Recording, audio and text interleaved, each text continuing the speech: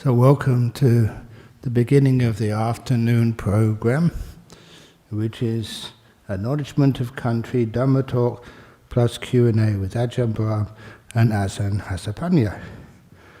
So first of all, for the Acknowledgment of Country, I'd like to begin by acknowledging the traditional owners and custodians of the lands in which we live, work and care, and pay our respects to elders past, present and emerging.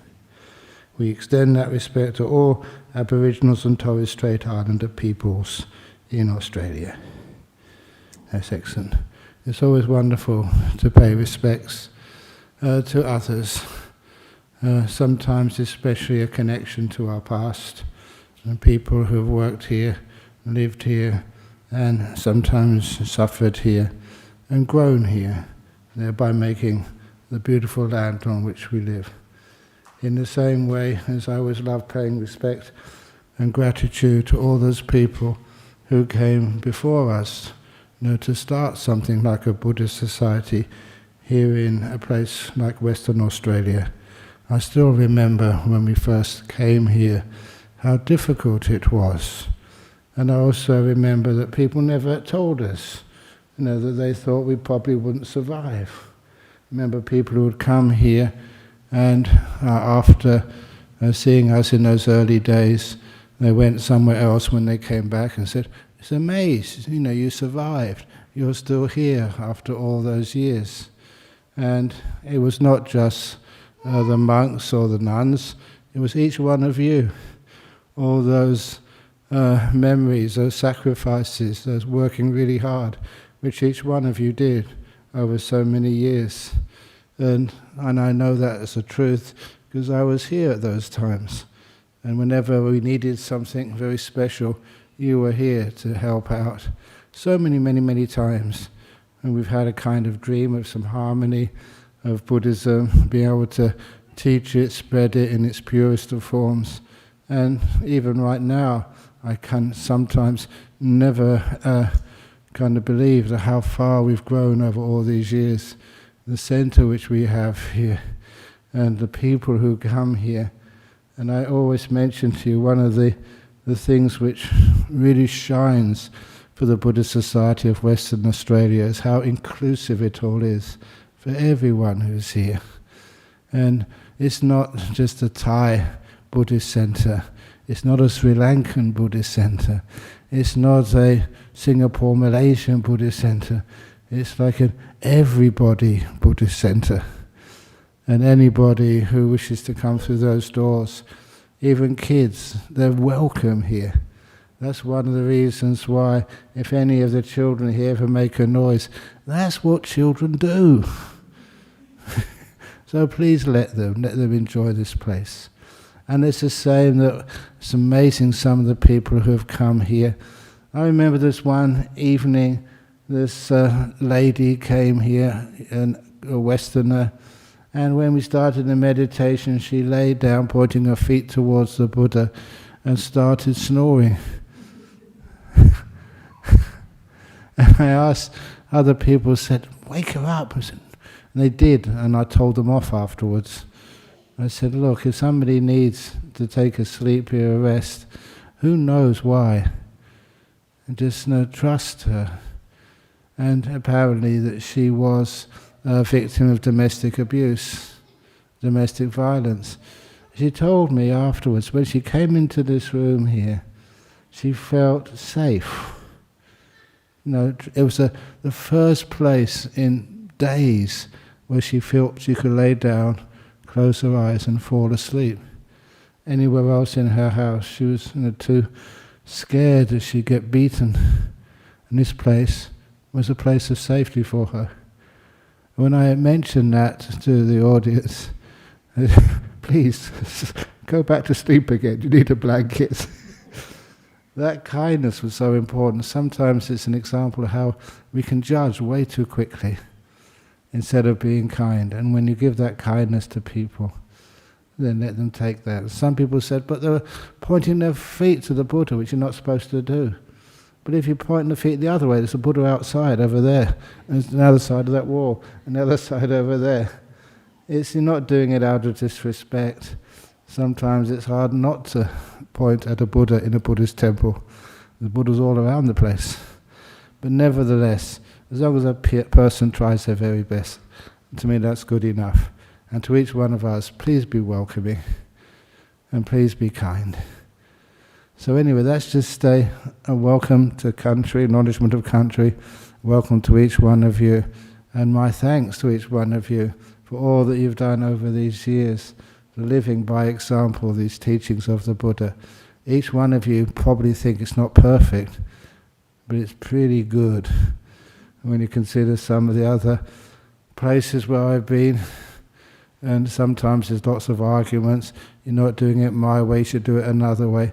Look, this place is wide enough and broad enough, as long as you're kind, as long as you're sensitive to others, and as long as you feel like you're growing in the Dhamma. You don't ever need to be perfect here, but as long as you're getting better and better, more kind, more friendly, more acknowledging of the different views of others, then we can have a beautiful Buddhist society here, which will go on for so many generations. And I'm sure that those who brought your children here, that's what you would want. A Buddhist society where they can come in the future, where they are welcomed and inspired and feel a great sense of being nurtured in their journey of spirituality. So anyway, that's a little Dhamma talk. They didn't say how long, but we're supposed to spend most of the time with a Q&A session, which I prefer simply because I acknowledge I speak too much. Once I get started, it's hard to stop. And today we have the opportunity when each one of you can ask a question, but not just ask a question. You know, put your hand up and ask a question. Can it be for this monk or this nun? And any of the nuns sitting here, each one of you, you can ask a question of.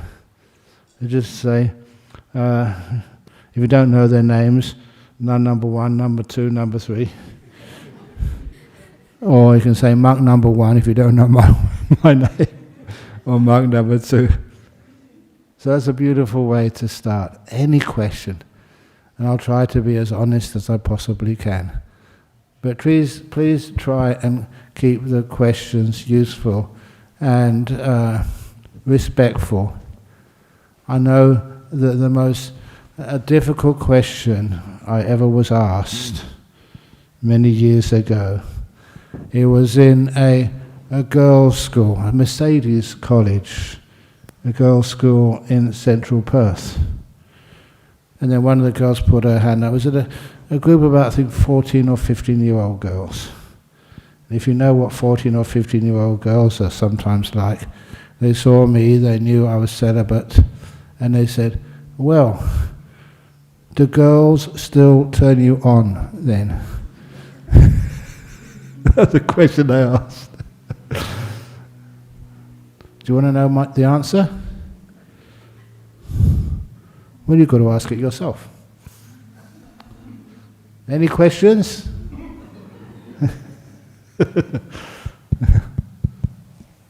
Oh, come on. Get going.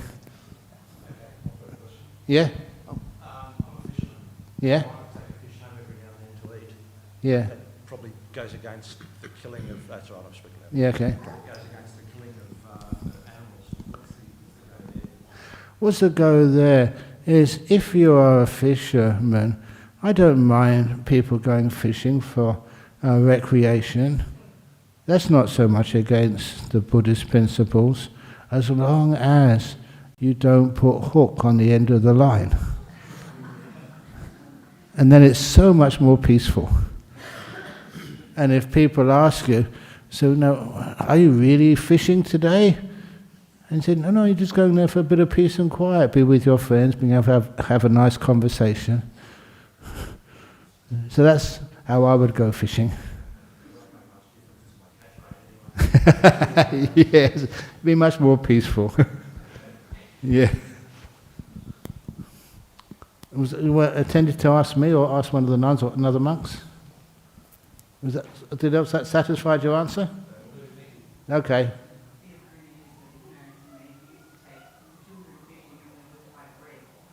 Oh, okay. Feed the fish, yeah, that's lovely. You know all those lovely stories, and because you're visiting, did you hear the story in the tsunami? That was in Sri Lanka.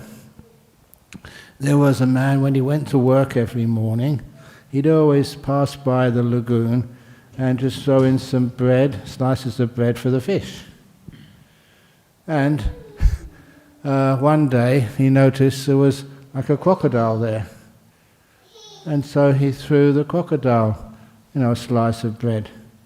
And that's all the crocodile wanted, he'd take a slice of bread and he would swim off. And he did that for many mornings in a row. And then one day, the tsunami hit. And, he was at the edge of the lagoon at that time.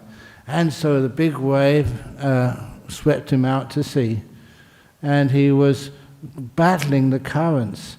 In the tsunami, there was such strong and heavy currents. He was trying to swim against them, but it was too strong for him. Tried to grab onto a chair which was been swept out to try and stay afloat.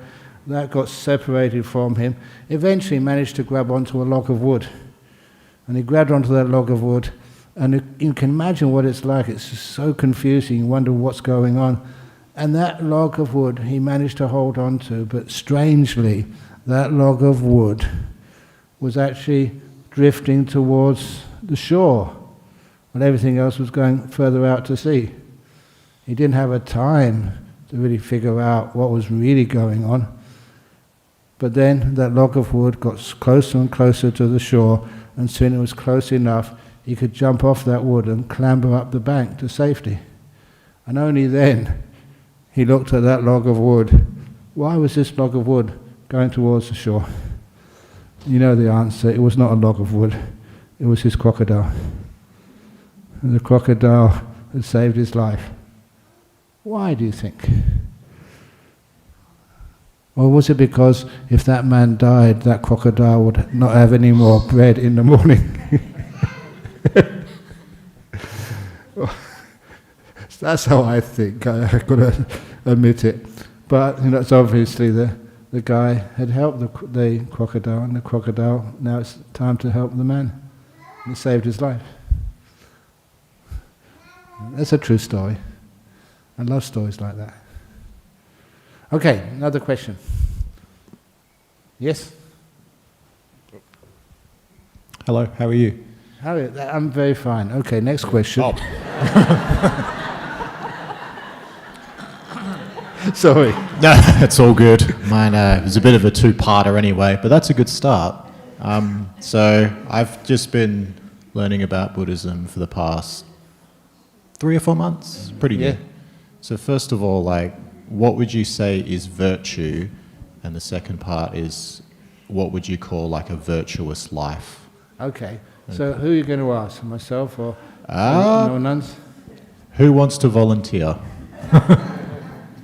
I think Venerable Hasapanna would like to volunteer. I hereby volunteer. Thank you.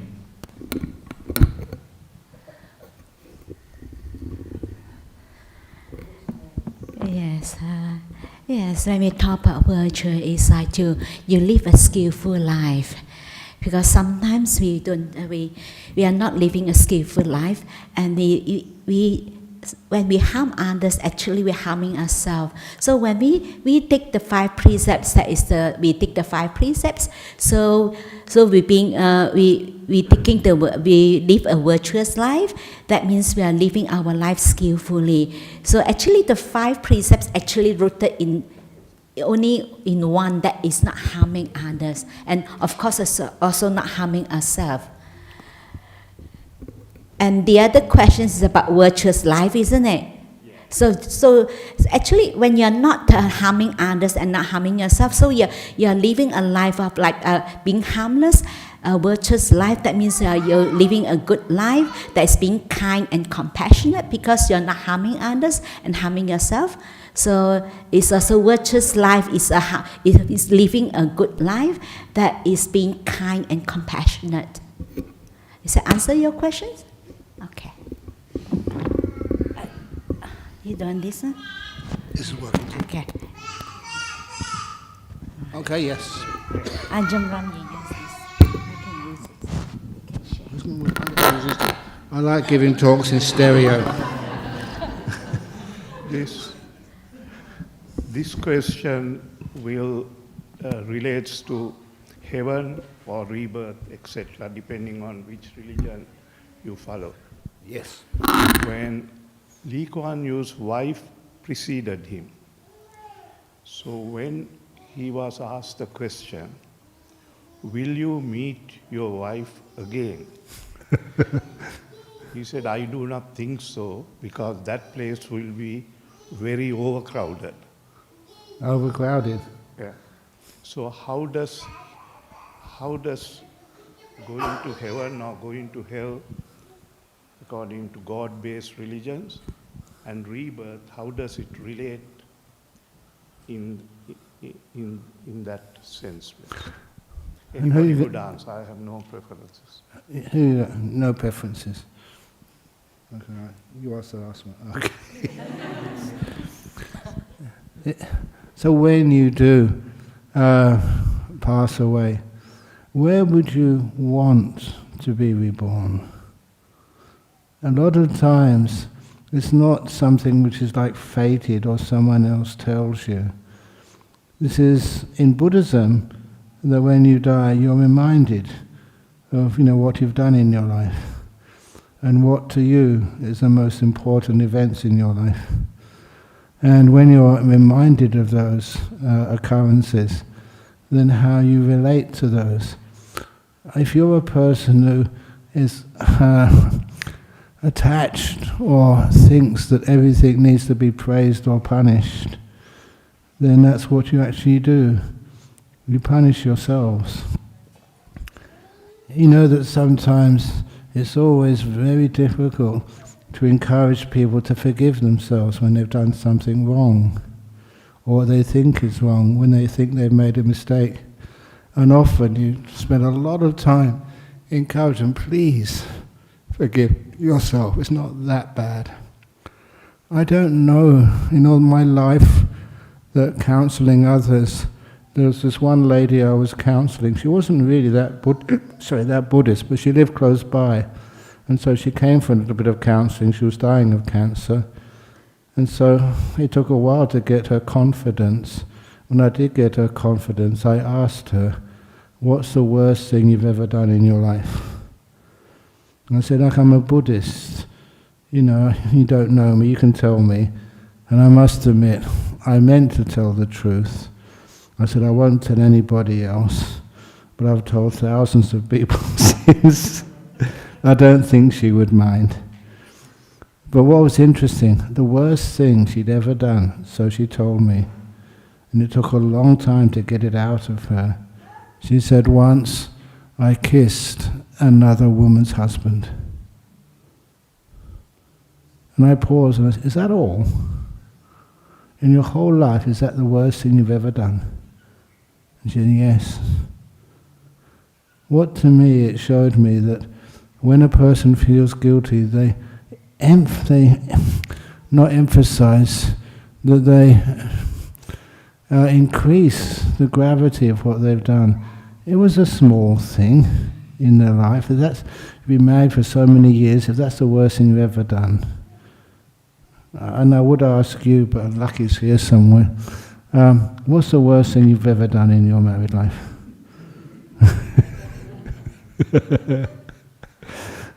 No, you're good enough, man. I've known you for a long time too. Sometimes we exaggerate when we keep things to ourselves. When you share with other people, it puts it in better perspective. It's okay to make mistakes, as long as you admit them, learn from them, and grow from them. Mistakes are not to be punished. Mistakes are to be learned from. And so that's one of the reasons when I told her, I said a small thing. It made her feel so much better. So you don't need to ever punish yourself because of that. You regretted it, you've learned from it, so you can let it go. And then when a person dies with that sort of attitude, a lot of times they can let things go so easily. And because they let things go, like the story of Angulimala, a serial killer, even Angulimala could become totally enlightened. So this is actually says that going to heaven or hell, a lot of that is where you feel you need to go. If you can forgive yourself, it's one of my little sayings, the doors to any hell realm are always open. If you have that kindness and forgiveness, you can walk out with no problem at all. And that's a kind of heaven and hell idea which is much deeper, more profound, and more recognizing of wisdom and kindness than many other heaven and hells which I have heard about.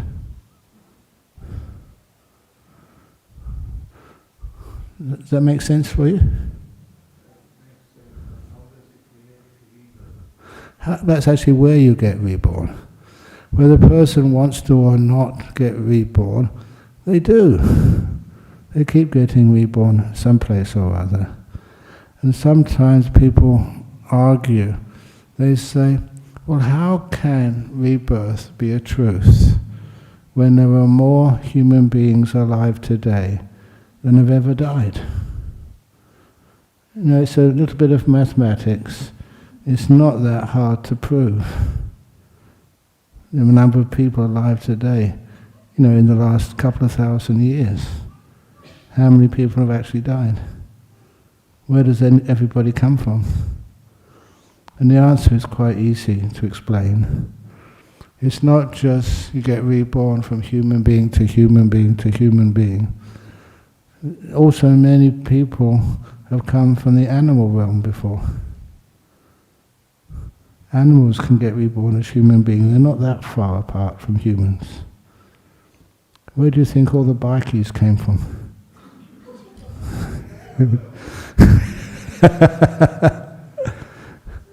What's their name? Aren't they called Hell's Angels? I don't know. but anyway, you know, not to really make jokes about the bikies.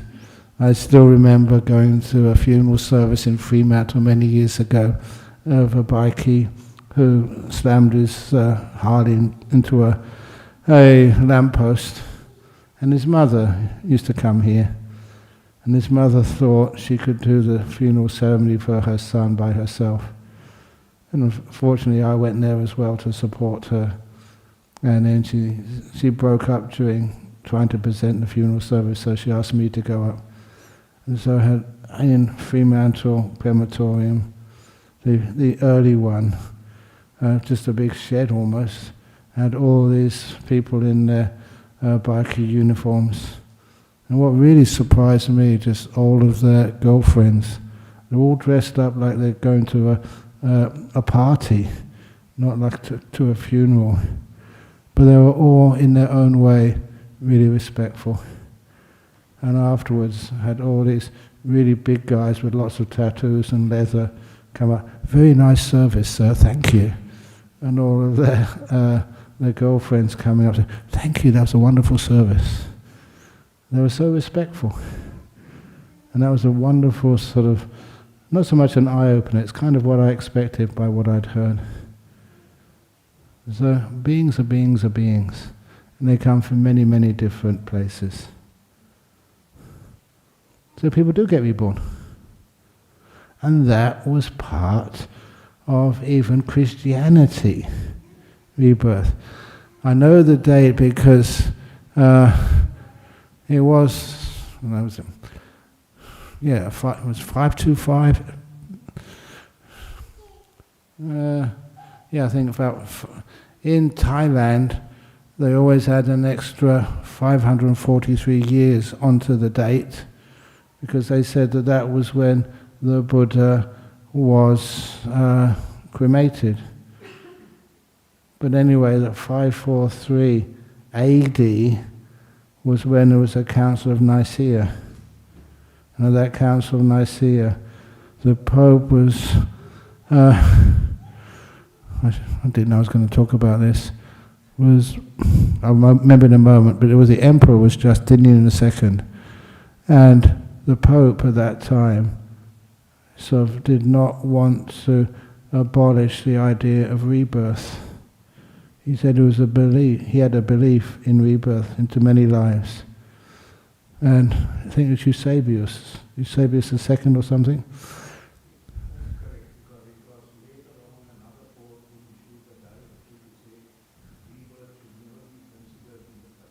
Yes, but it was at first. And it was actually the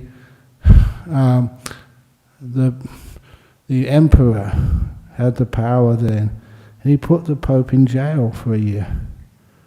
In those days the jails were really tough, and he managed to endure for 1 year. And after 1 year he just gave in.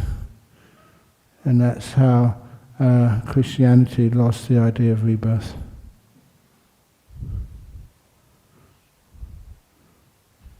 Anyway, look it up on the internet. You'll find it in there.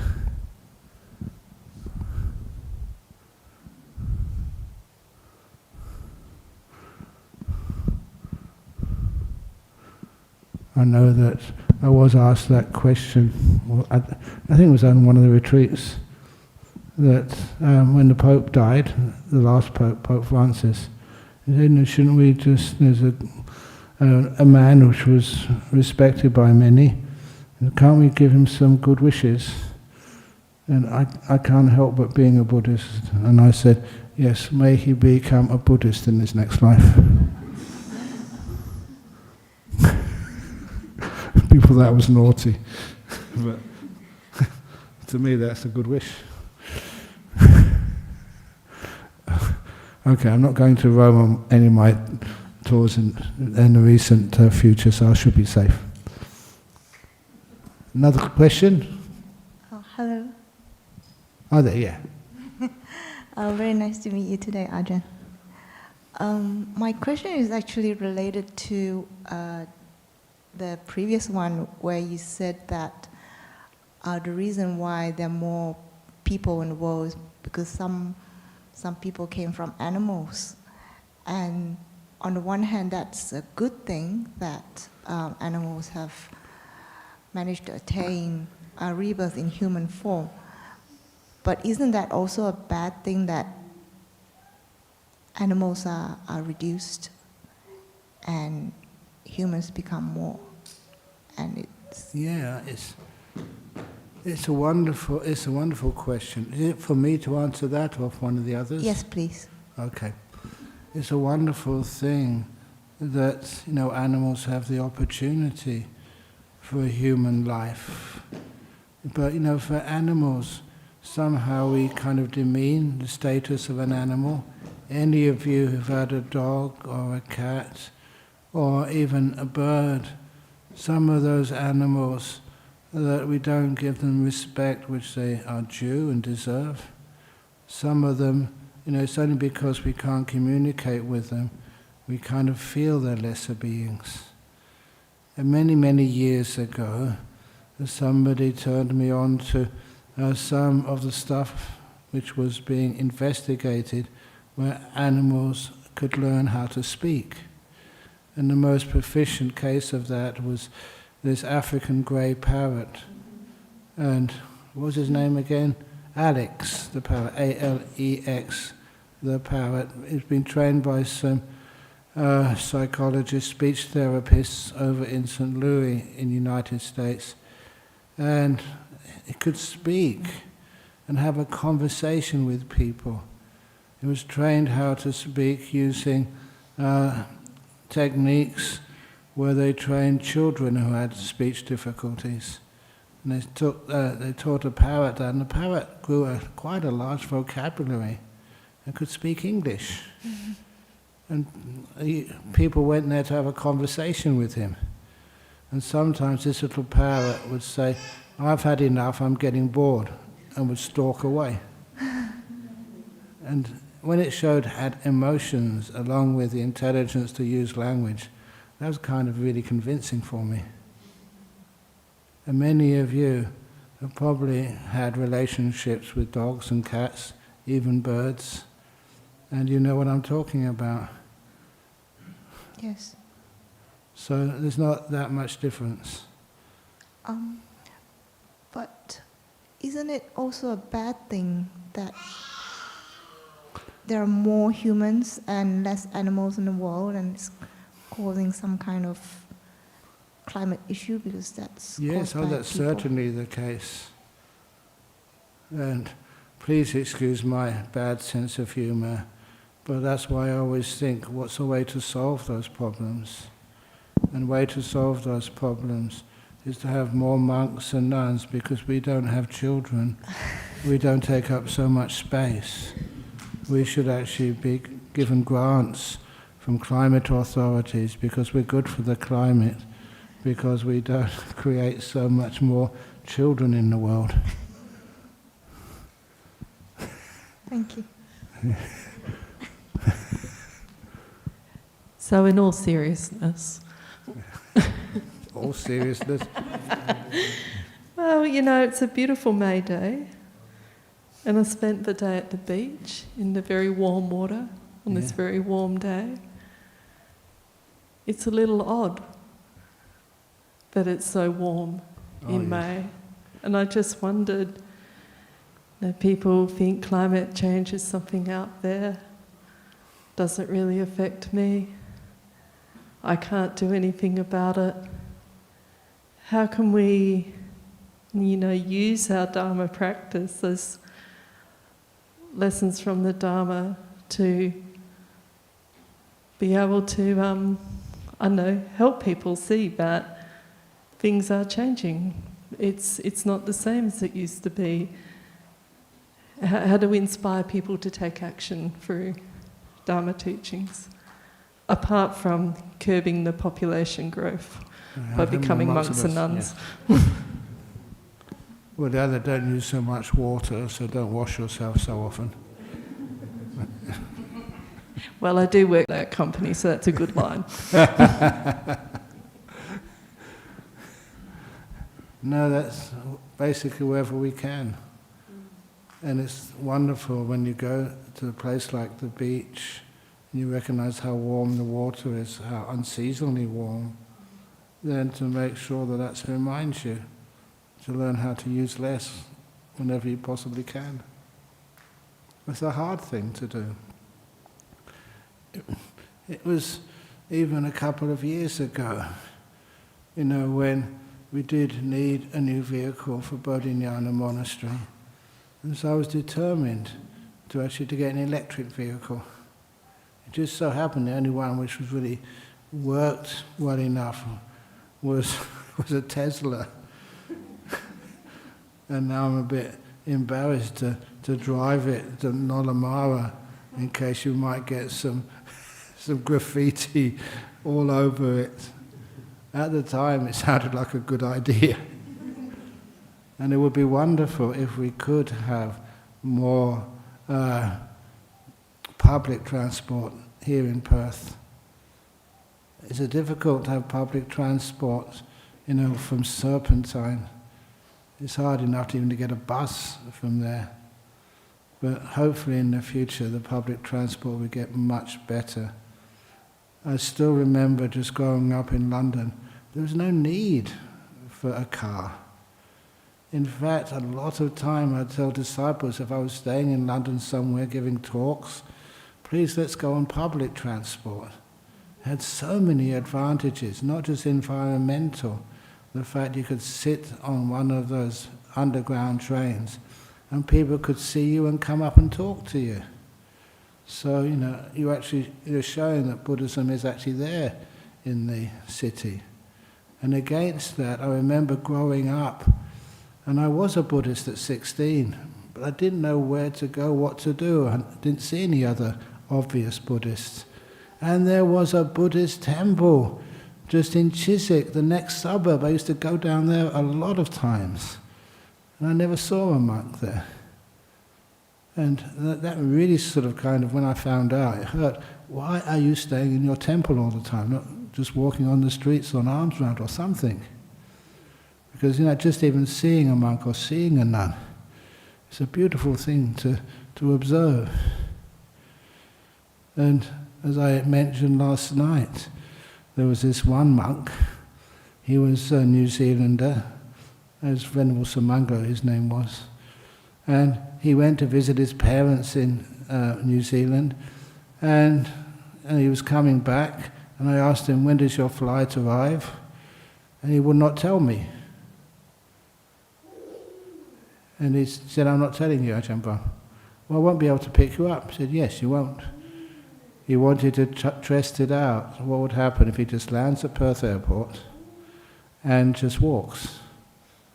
See what happens. It's a long way. It's about 50, 60 kilometers. For him, it was only 200 meters, or 150, I think. And then, when he got 150 meters from the terminal, a car stopped. Are you one of the Bodhinyana monks? He said, yeah. Are you going to the monastery? Yeah. Hop in. He just got to live like that. And that was really impressive. He trusted his good karma, and it worked for him. So, sometimes, do we always really need to have cars? If people were really kind, and they were moral, so you wouldn't get sort of abused when you go in somebody else's car, or they wouldn't abuse you. What a wonderful world that would be. I used to love hitchhiking when I was young. And I got some really amazing lifts with hitchhikers. One from, I still remember Chiswick Roundabout. I was very good at that. I knew how to do my hitchhiking. Oh, this must be a mouse hitchhiking. And one of the people I got a lift with at Chiswick Roundabout, a white Rolls Royce part. She didn't want a lift. And it was one of the Labour MPs. And he was what they called was a champagne socialist. So he was working for the Labour Party, an MP in the Parliament, but he had a white Rolls Royce. But he still needed to do some good social service for others like me. So he gave me a lift to Bath from Chiswick. Very, very nice. And a lot of times like that, you had some wonderful experiences, meeting some really nice people. So that's little ways. If people could be more helpful, we wouldn't need so much resources to run our world.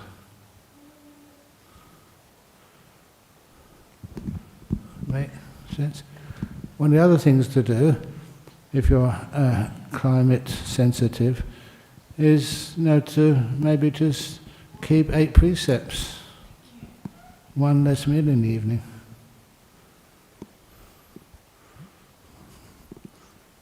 Yes. Hi. May I speak to one of your beautiful nuns? Thank you so much. Yes. I can have a rest. Okay, which one? One of the lovely ladies, I'm so sorry, I don't know your names. One of the lovely ladies on the end, the lovely nuns. Okay. Thank you so much.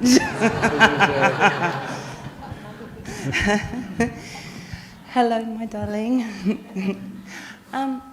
I have been practicing Buddhism for a very long time, but I've come to this stage of life as a woman and am feeling my female emotions a lot stronger than usual. And most of the time I can handle it, but the one that I'm not handling is guilt. My guilt emotions are coming up so much, which I know is one that we all deal with and we pull back down.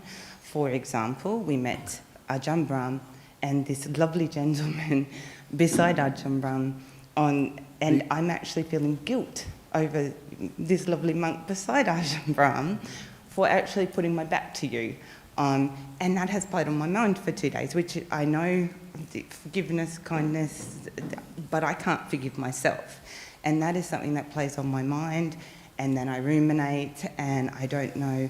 Guilt is the emotions are so extraordinary, and how do we pull back those emotions again? And like I said, I've been practicing for so many years, but my emotions appear to have re-heightened when I had got them in this beautiful wave, and now, am I making any sense? Yeah. Thank you. Okay, this is terrifying because I've been in a nun for probably less time than you've been practicing.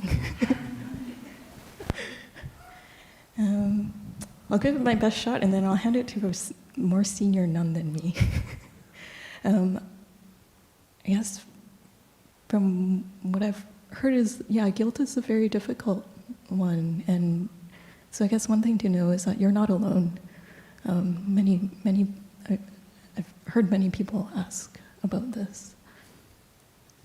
And it also just ties into us being really hard on ourselves. Like for whatever reason it is, it's just so much easier to be forgiving of others than it is of ourselves. And when you start to just even be aware of that, then you can just start to have a little bit more compassion for yourself as well. So just reminding yourself of that. It's like, why am I like punching myself over this so much? And it'll be something that just takes a lot of repetition as well. Like most things in the practice, I'm sure you're familiar with that part of the practice. It just takes a lot of repetition. But it also points to something that's very beautiful, right? That you were aware that you had your back pointed to someone and that you noticed that. That's actually something that's very beautiful. So you can notice that sometimes the guilt comes from something that is good, and so you can also rejoice in that good part of it. And then I guess that kind of just puts your mind into a more positive state as well. Once you get into a more positive state, hopefully you can also build on that as well. But would one of the other lovely nuns like to also add to what I've said? Yeah, well said.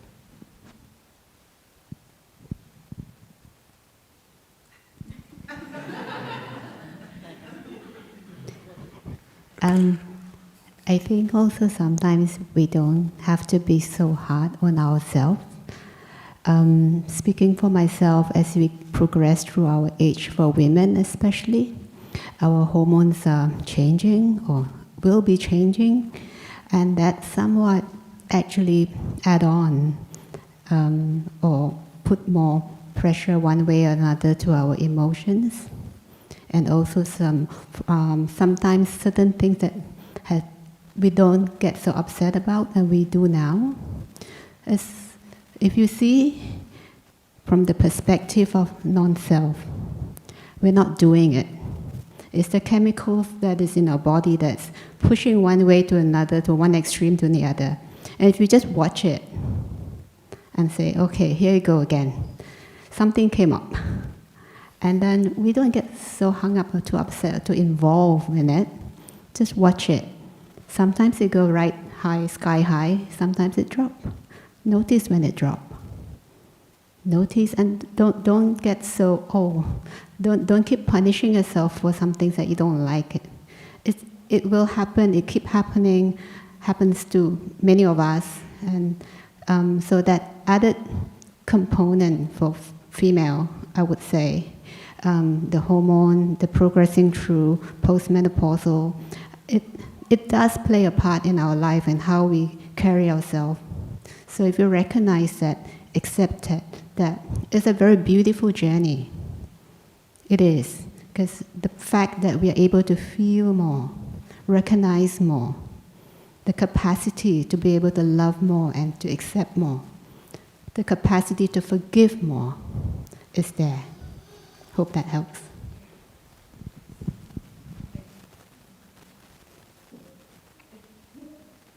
Very good.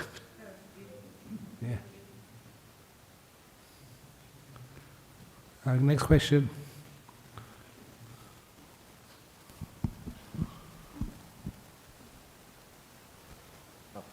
It's me again, yes. Just tying up the two themes of the previous questions, what do you think the biggest challenges that the world faces today? I think in the Western countries, for example, I would say mental health would be a big one, especially with young people. I've worked with some and it's quite a very difficult situation, what's going on. So anyway, thank you. Who's that addressed to? How about the gentleman there? Yeah.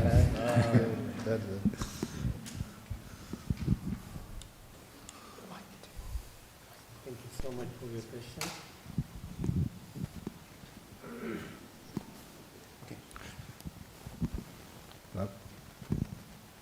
No? I think it's working. It's working now. Thank you so much for the questions. I'm very happy to delegate to others. It's not very loud. Anyway, sorry.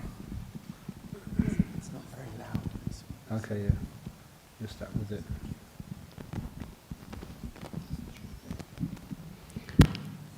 Yeah, as a human beings, there are a lot of challenges in our lives.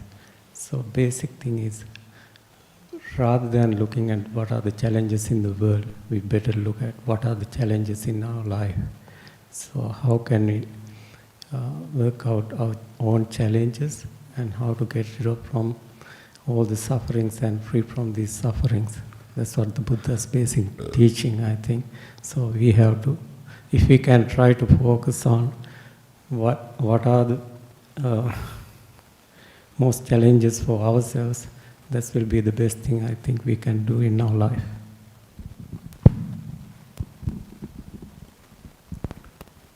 Are you satisfied? Yeah. Okay, good.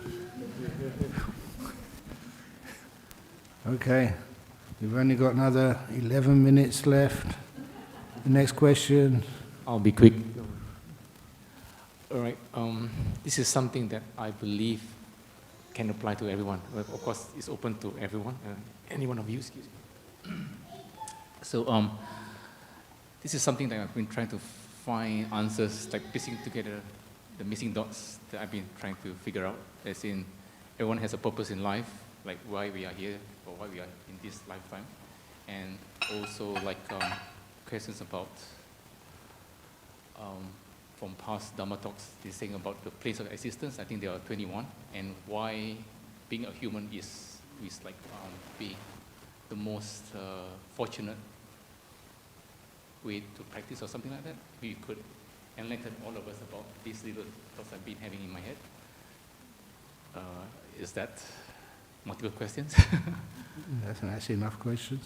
Who would you like to start? Where? All of them? Very much is, I guess it's the place of existence and why as humans it's actually very significant to be within that place of existence. Okay. Yeah. Well, first of all, like the meaning of life is to care. I like that answer, because it's not just about oneself, it's about others and also about the environment, about life in general, and the planes of existence. 31, can we not add a few more?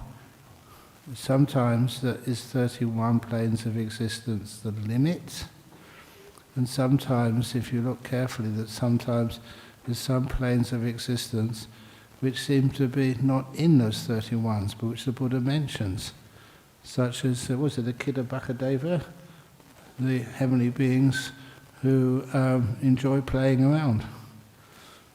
And is it the case that the human realms are the highest? How would you even know that? The point is, we are human beings, and it's always the nature of human beings to always exaggerate their position. We always think we're in the center of the universe. In so many places in the world, they call it the middle land, the middle earth, the Mediterranean, or the Chinese idea that that's the middle of the universe. And we always tend to sort of exaggerate our positions. That's almost our arrogance. But anyhow, that human beings are a good place to stay. That's the place you know. There are other realms too where you can become enlightened. It's not just the human realms. And sometimes there are such things as heavenly beings. We call them that. They call them devas. They appear like bright lights. And those beings can also get enlightenment. Even animals can get stages of enlightenment. And one of those stories which I tend to really love, because when I first heard it, it really meant a lot to me. And that was when the Buddha got fed up with his monks. They were having an argument. And so he went there, kindly to try and settle the argument. And they said, you go off and meditate, we'll look after this. They wouldn't even listen to their teacher. That's what happens when people get upset. So he went off into the forest for 3 months, the Paralaika forest. And then he was looked after by an elephant. It's okay for monks, even according to their rules, they can be fed by animals. And so the animal was looking after the Buddha for 3 months. He didn't really need much to eat. And after the elephant, was actually a big leader of the herd and got fed up with everybody just giving him a hard time. Just like the Buddha was the leader of the Sangha. And he kind of, they won't listen to me, so he went and lived by himself. Just the Buddha and the elephant. And then one day this little monkey saw the elephant feeding the Buddha and got inspired and found some honey to give to the Buddha.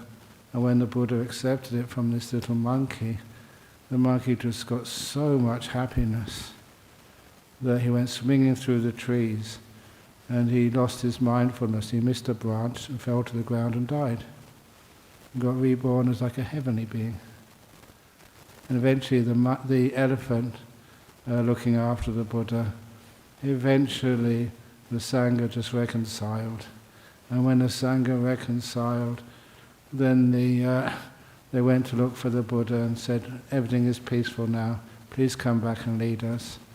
And so the Buddha told the elephant the following morning he was going to leave. And of course the elephant got so upset. But he realized that one day the elephant would have to leave. Or the Buddha would have to leave.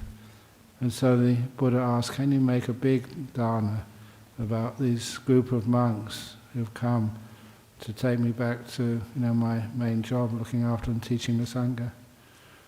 And so the elephant worked so hard, gave all these monks a really good meal. And after that, the Sangha with the Buddha left, and the elephant died of a broken heart. As a kind of would do. And then afterwards, the elephant got reborn in another heaven realm, higher than the monkey. Basically, everybody, they grew and learned so much about, what kindness is, what that generosity, that open heart is. It's not worth having arguments. And that was the Paralaika incident. And sometimes you see Buddha statues with a Buddha and an elephant and a monkey in front of the Buddha, offering dana to the Buddha. And to me, I don't know, that really means something. It gives me inspiration. This also shows that there's other beings in this universe which we may not know and may not see, but are there. And that they have the opportunity to listen to Dhamma too, and to actually learn, some of the great teachings and become enlightened. Not even in the human realm. I don't know, does that make sense? Anyway, we've still got another 5 minutes. Next question. Question over there. Over that way.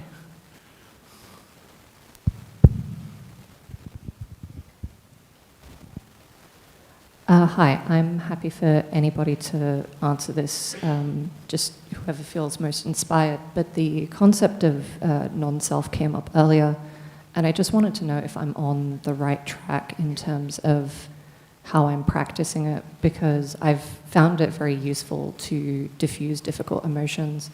But I guess the approach that I've taken to it is not wanting to deny the difficult emotions, not suppress them, and same with some uncomfortable events in the past. But the perspective I've taken is trying to be the guardian or like parent figure that I feel like would best suit the situation, where I've effectively treated these thoughts and feelings as not possessions that I own, but rather like a small child that needs to be looked after. And having really thought about that, it's like I don't want to be the type of guardian that gets angry at the thoughts for being there, because there's oftentimes, you know, something going on there. At the same time, it's, you know, we also want to avoid the helicopter over-involved. I'm going to kind of interfere too much and not give the emotions the actual space, because that, you know, when we're looking at that kind of model of guardianship, stops the emotions from being able to be given that space to kind of move in their own time. And I was just wondering if that kind of model of, say, like a proverbial guardianship is a kind of the right idea in terms of taking that with the teaching of non-self and not teaching the emotions and that as possessions, but rather that duty to look after them and let them diffuse and kind of disintegrate into their own, I guess. Yeah, I would just add to the first comment, I think that's brilliant. It's beautiful. You're not trying to get rid of them, and you never should do. They're real for you. But just caring for them, being a guardian, and also looking at them as your teachers. Because you learn so much from the difficulties of life. And sometimes what you don't value, first of all, you can value later on.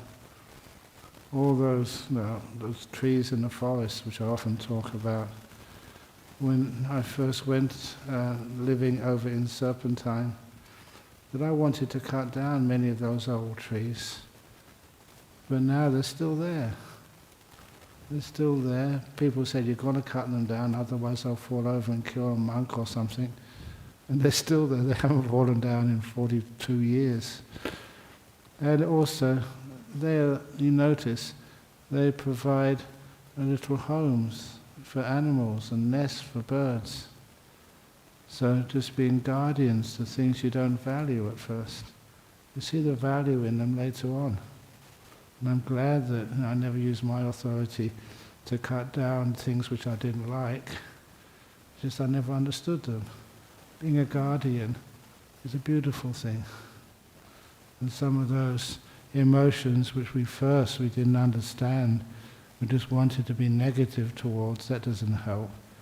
After a while you learn so much from them.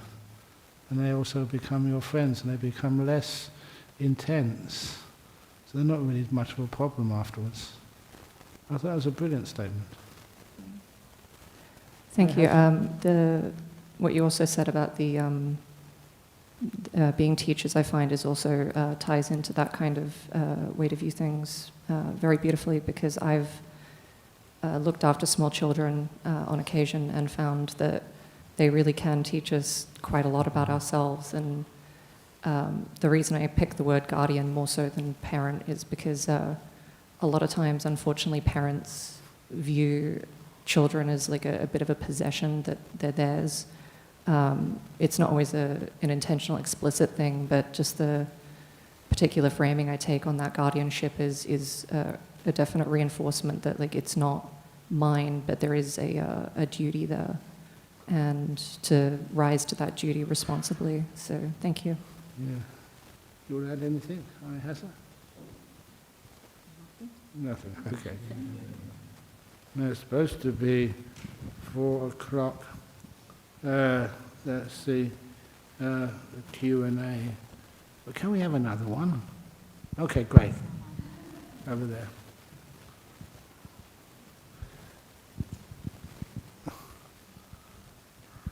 This is from monk number 1. Are you still attracted to girls? Oh, we've just run out of time. You know, at that time, that it was how attraction, what is attraction?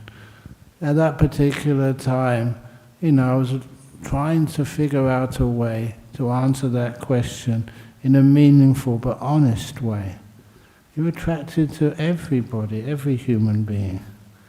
I'm not talking in a sexual way, but when I look at each one of you, you know, I know you such a long time and I care for you. And it's not an attraction of romantic attraction of like the friendship attraction. Often I look at you as if you're part of my family. I've known you for such a long time, many of you here. Some of you I've known for such a long time. And sometimes I know you like a brother or a child or like a partner or like a, what is it? Like a sister. I'm just looking at Lynn over there. I've known you for such a long time. And sometimes, you know, what is the relationship of like a monk, you know, to some of the people I've known for ages? And it's not just like a disciple, it's like a friend. Or better, it's like a guardian. I like that word, and it's so truthful and honest. You want to be a guardian of the people who put their trust in you, and you put their trust in you. So often, to be fed. I trust that you will feed me every day, and food which is good for me, and you've done that for such a long time. And I really thank you for that. And I appreciate you for that, and all the stuff which you do to look after not just me, but the other monks and nuns and people who work here. It is like a family, a beautiful, kind, wonderful family. And that's one of the reasons why we can acknowledge that on the time of a Vesak ceremony. So the idea of sexual attractions or stuff, we don't want to go to that part of the world. We're monks, we're nuns. We make sure that we are honest to you as we're honest to ourselves. So basically the answer is not in that way at all. What you're attracted to is, how can I serve? How can I look after? What can I do to help? To the point that when people do ask you questions, especially in retreats, or they ring up of an evening, it's almost how I respond. It's almost a habit now. How can I serve you? How many times you rang up or asked a question and that's how I've answered? How can I serve you? Sometimes people get embarrassed. Monk, I'm trying to be serving you. I say, no. How can I serve you? How can I be of service? And that actually is a beautiful segue into the next part of the program, which is at 4 o'clock to 4:30, the Sangha blessing for BSWA volunteers. All of you who've been serving for so many years, and don't think that doesn't concern you. Every one of you in your own way have been a volunteer and helping and serving our Buddhist society, each in your own way. You may not consider yourself to be a volunteer, but my goodness, you are. All the little things which you've done are amazing. All the big things you've done are amazing. And most of the volunteers here are those people who are kind of anonymous. They sit in the back and they just help move the chairs. Or they do big things, they sit in the back and they look after all the parking. And it's a difficult day for parking, not being able to make use of the park. But each one of you have done so much over those years, so much today. So you deserve to be blessed. So can the whole Sangha give you that blessing?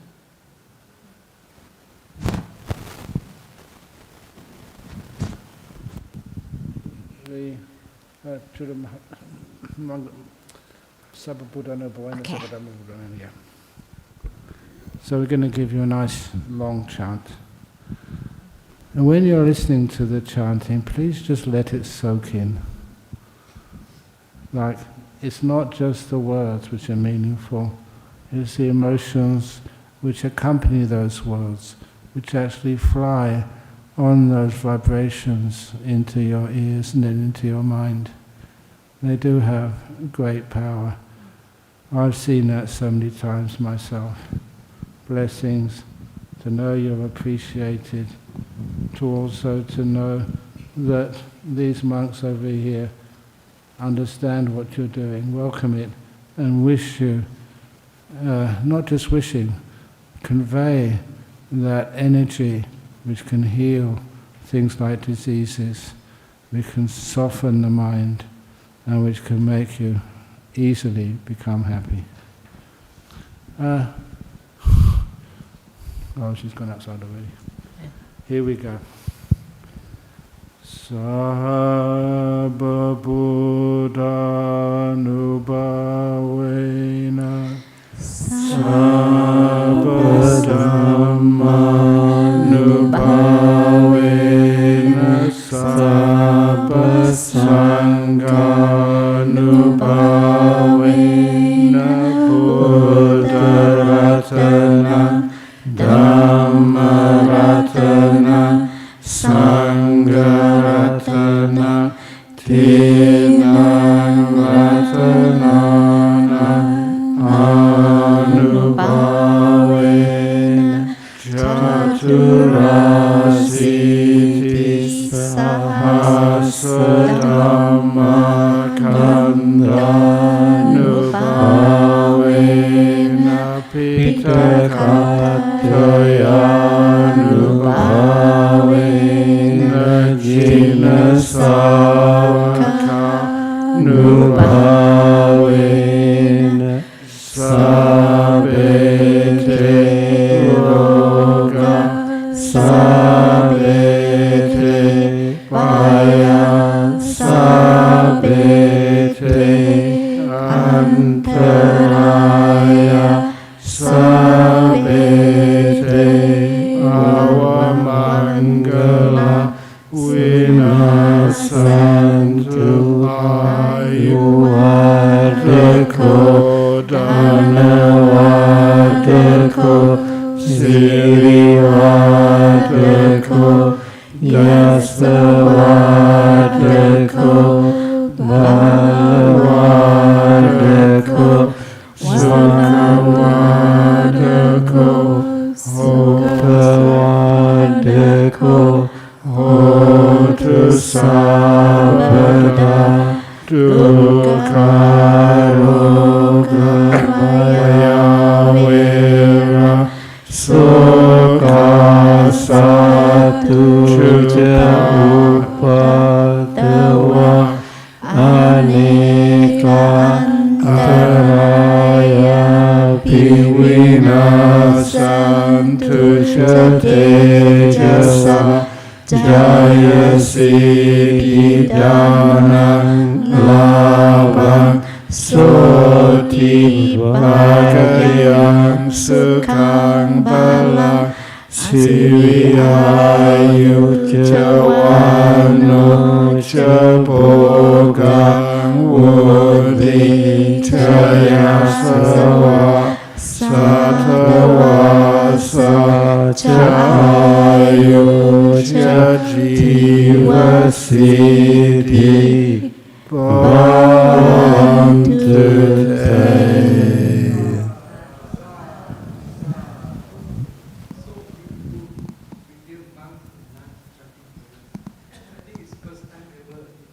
Oh no, we have chanted many times, but we can always chant again together. Yeah. And the fact that it exists now, that's what really inspires me, that we can do this, and it can be heard. It's one of the things when I go to Sri Lanka, trying to use my position over there to encourage. the development of the Dhamma community, which some people have been raising funds for, especially Ajahn Brahm and Venerable Karunika, so that it's kind of weird. Sri Lanka, one of the heartlands of Theravada Buddhism, and female monastics still have a hard time there. And a lot of opportunities that they've had to be able to make sure that bhikkhuni community grows and prospers. And the monks over here and the nuns over here are supporting that really strongly. And because I'm reasonably well known over there, that we're supposed to be trying to arrange a meeting with the PM, the new PM in Sri Lanka, to see if we can make sure that actually happens. It's kind of a political decision, but that's what sometimes you have to do for the prosperity of that island.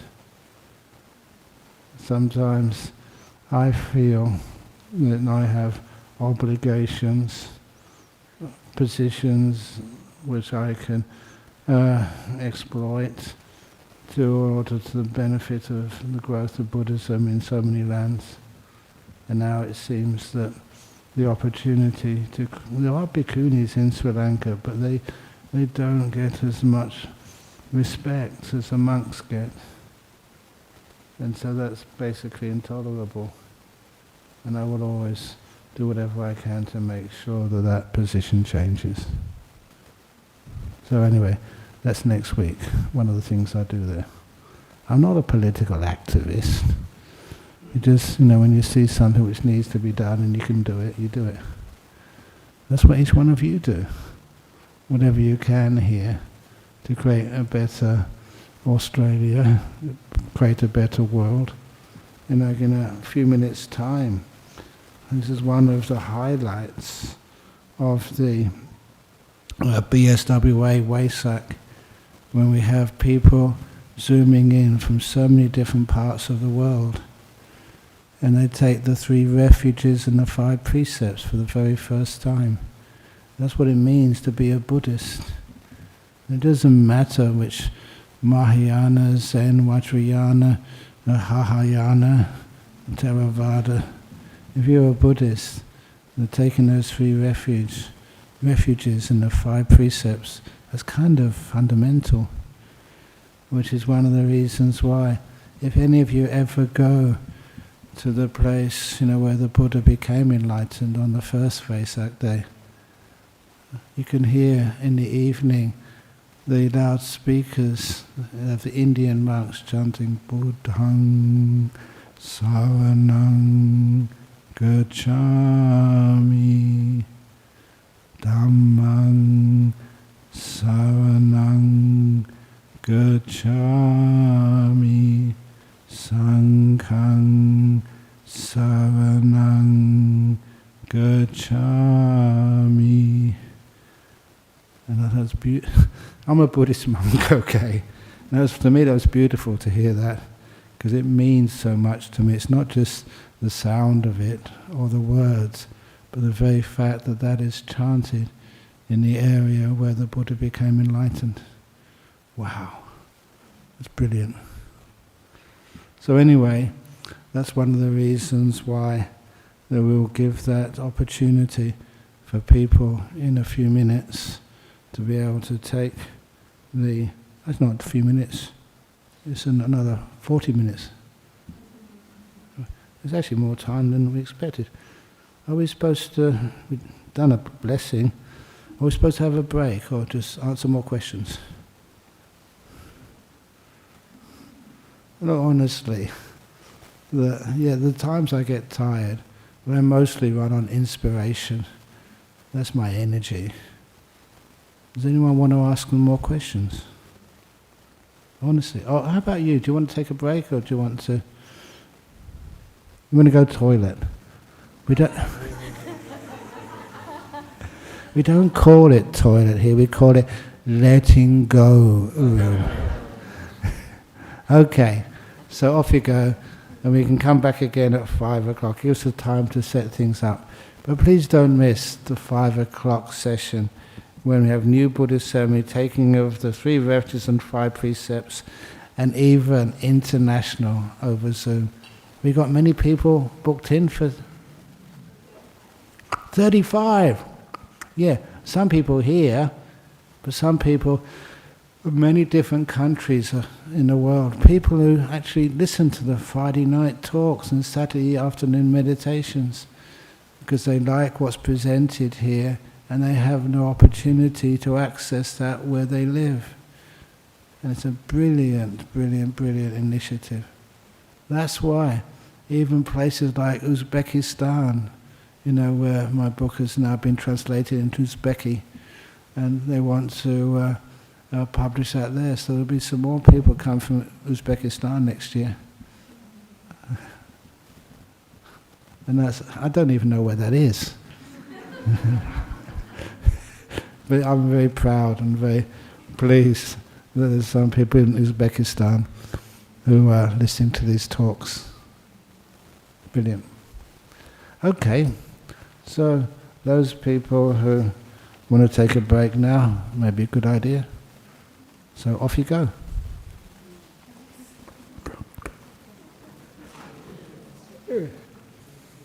Thank you, Venables.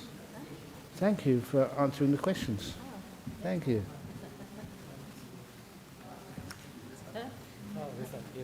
You know that sometimes, is that the first time you answered a question in public? I did last year?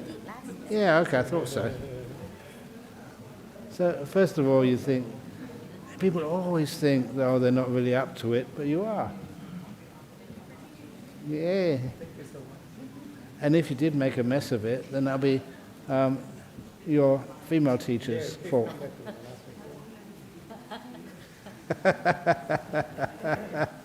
No, it's good. Thank you for supporting us. Do you want to get a cup of tea?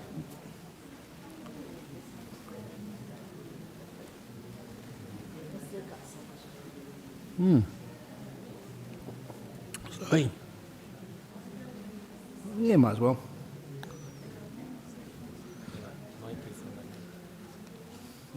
Good. How have we got?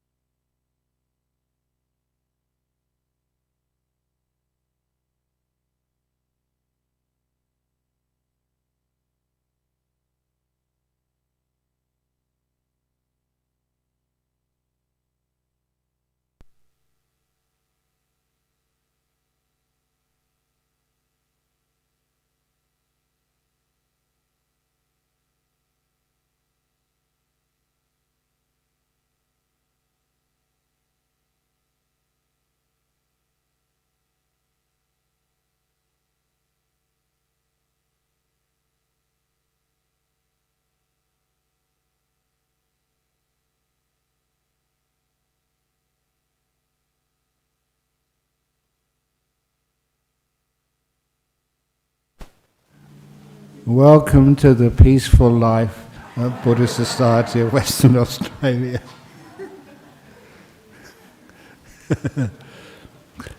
And I always remember Ajahn Chah's saying, it's not the noise that disturbs you, it's Eddie who disturbs you. No, you've got a big gong over there. So anyhow, we are now going to do one of the most joyful ceremonies here, which is it's Vesak Day here in Perth, a beautiful evening. The sun is going down, not sunset yet, but it's been a beautiful dry day, which means we can do our circumambulation later on as the usual way of paying respects on a Vesak Day. In many traditional Buddhist countries on this day, people will be actually travelling around with a big stupa or a big monument in order to pay respects. It's an old traditional way, keeping one's right side to the object of worship. But before we do that, one of our ceremonies is out of respects to all the people who actually come into our centre just on electronic media, so they can listen. Hi, yes, come on, you can speak. That's Karen. Hi. And so on. The host would like to unmute. Really? Who's the host?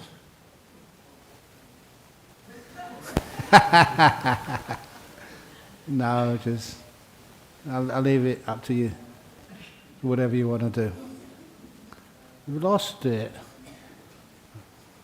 Anyway, if anybody wants to press any of these buttons up here, please come up and press them on this machine in front of me.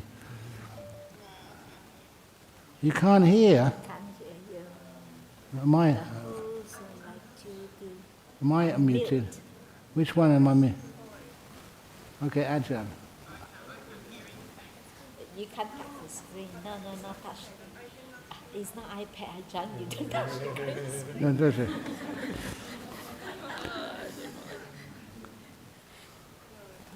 Okay. Okay, I'm mute. Hi, can you hear me? Yes, it worked. You know, I've got a big degree from Cambridge. I gave this keynote address at the 2019 World Computer Conference in Daejeon, South Korea. I haven't got a clue how computers work. But anyway, somebody else helps, which is wonderful. So anyhow, this is one of the highlights of our Vesak Day ceremony over here in Western Australia. Beautiful day over here. And there's many people who listen to the talks we give here on YouTube or live, or I don't know how they hear it, but they manage to hear it. And it's wonderful that they want to have a better connection with our BSWA. And one of the ways to express that lovely connection is actually to take the 3 refuges and the 5 precepts. I was just saying a few minutes ago to the monk sitting next to me that when I was a student, when I was working as a school teacher, I was 20 or 21 at the time, and I was working down in Devon, close to the town of Exeter, and there was no Buddhist temple down there. So on the Vesak, I would make a point of really getting up early, getting onto the train, and actually travelling to London, and from the station in London, just getting another train to get to the temple. So at least one day of the year I could stay in the temple. And I did the Vesak ceremony there.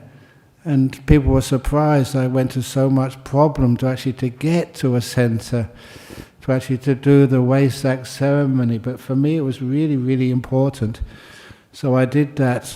I got back home after about 4 or 5 hour train ride, and then had to get on my motorbike parked at the station to go home, and then in the morning go to work.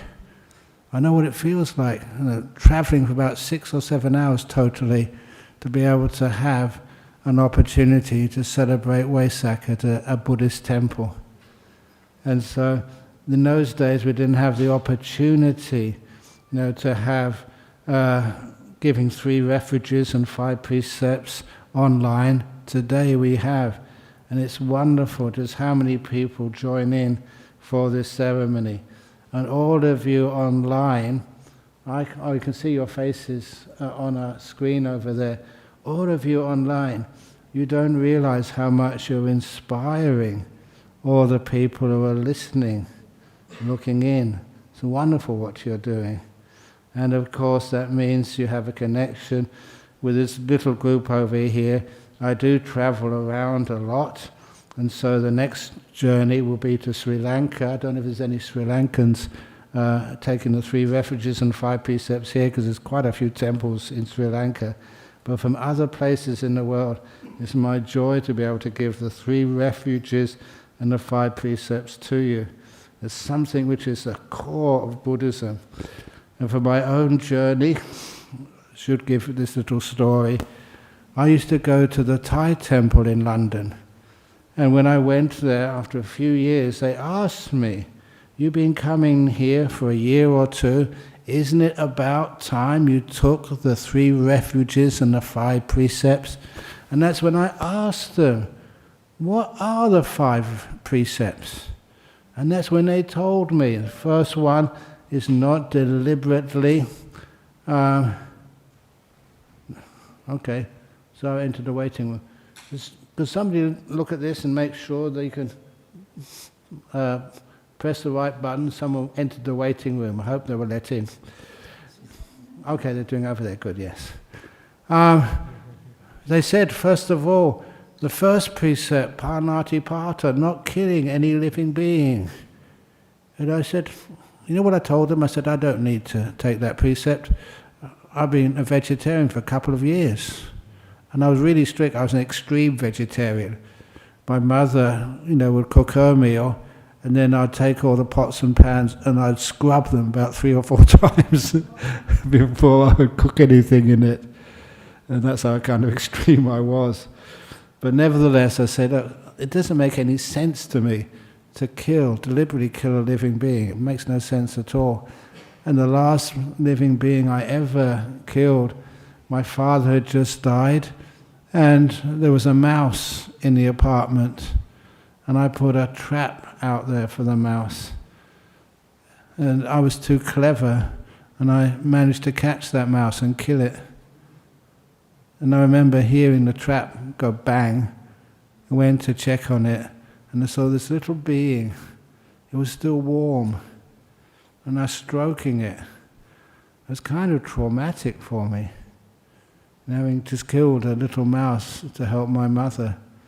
And that's the last animal I ever killed. Couldn't do that anymore.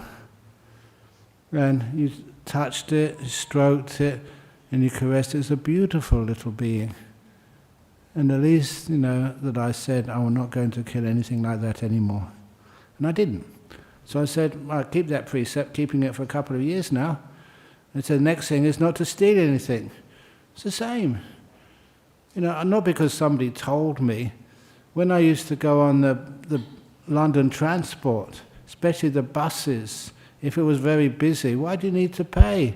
And if they don't ask you, it's their fault. But it got to the point, no, I have to pay. Otherwise, the bus system how can these guys who work so hard on these buses ever get enough pay? I have the money in my pocket to go on a fare, so I should pay.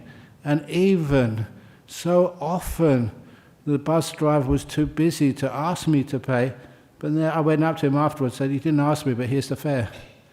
And they thought I was mad. But I felt really good about that. So I'd always pay. And then the third precept of not committing adultery. My goodness, I was quite young. I did have a girlfriend, but honestly, having one girlfriend was expensive enough. There's no way I could afford to break that precept.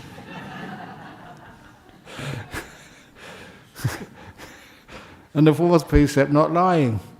Why do you want to lie for? You're talking to people who trust you, who love you, who know you. There's no way you could lie to people like that. You'd always tell the truth. And the last precept, alcohol and drugs. That was the drugs one. I love telling this story because one of my friends at school was caught with marijuana. And a lot of the friends at school, this was the top school in London. For your interest, it was also the school where, what's his name? Mr. Snape, Derek? Sorry? What's his name? That's the guy, yeah. It was Dr. Snape. Alan Rickman, yeah. He went to the same school as I did.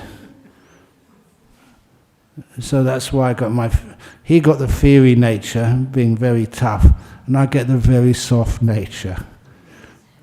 But anyway, at that particular school, and lots of wealthy people sending their kids there. I went there on scholarships.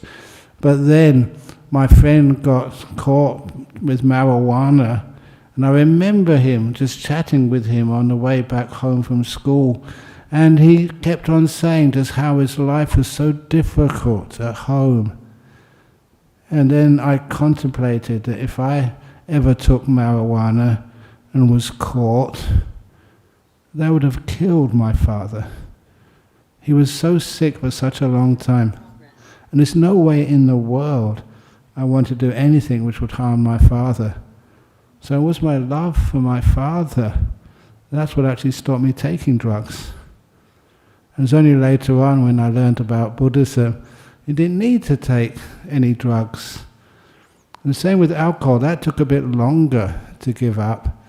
But eventually, just when I went to university, a really top university, and once a year they had what they called the Scholars' Dinner, a 9-course meal with different wines served by butlers, I mean real butlers. And they just hovered behind you, and if you drank anything, they soon filled it up afterwards. 9-course meal with 9 different types of wine. And beforehand, sherry in the old library, built by Sir Christopher Wren. This is a really posh place. I always thought the posh people were smarter than others. No, they weren't. They were more dumb. Honestly. And I say that because even there was one of the members there was a Nobel laureate in chemistry. That's really way up there. And even he got totally drunk. And after sherry beforehand in the gallery, and then 9-course meal with different wines.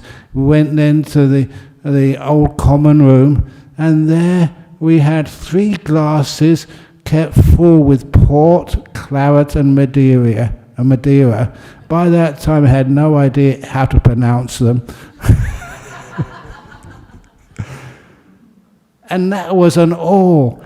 Then came the climax of the evening, a big goblet. I mean, it really was huge. Probably about this size, but a bit narrow and taller. Filled with I don't know what. And we had to drink, and it was like silver with jewels. It was worth a fortune. This is one of the Cambridge colleges. And it was filled with something or other. And we had to drain it. The whole lot. That was tradition. And then we had to say the toast in Latin. Oh my goodness. And people afterwards, they said, wow, that was such good fun. It was. It may have been at the time, I don't remember, but afterwards in the morning, oh, that really hurt. You felt just a hangover. But that was good for me because that was the last time I ever took any alcohol. That was it. No more for life. So I told the Thai monks, look, I'm not taking any of these, breaking any of these precepts. I found out the reason for them by myself. They made no sense. Honestly, you had a much better time giving up alcohol, not taking drugs. not lying, just one girlfriend, much cheaper, and not killing or stealing. That was really important to me, and I did that. And I said to them, look, I don't need to take the precepts. I'm keeping them. And that's the same for each one of you. You can do the formality of the ceremony, and I'm happy you're doing that. But just when you know how important they are to keep, they become natural, and you enjoy yourself so much better. So anyway, so now we can actually offer those 3 refuges and 5 precepts. I know the people online, but there are some locals here who are also joining in. So those locals who are joining in, some people have taken the 3 refuges and 5 precepts before, but they want to reaffirm them here. Can you please come up to the front?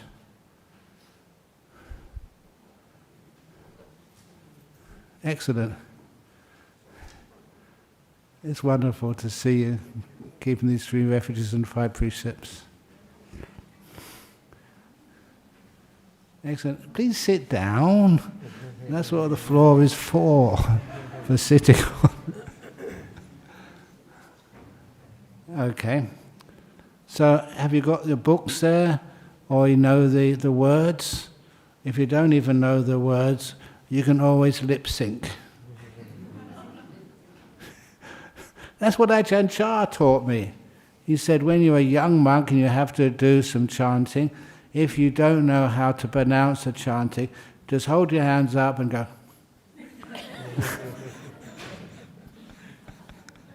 He honestly did that. He was a great monk to be with because it makes you actually enjoy what you are doing. Now, have we got the words on the screen?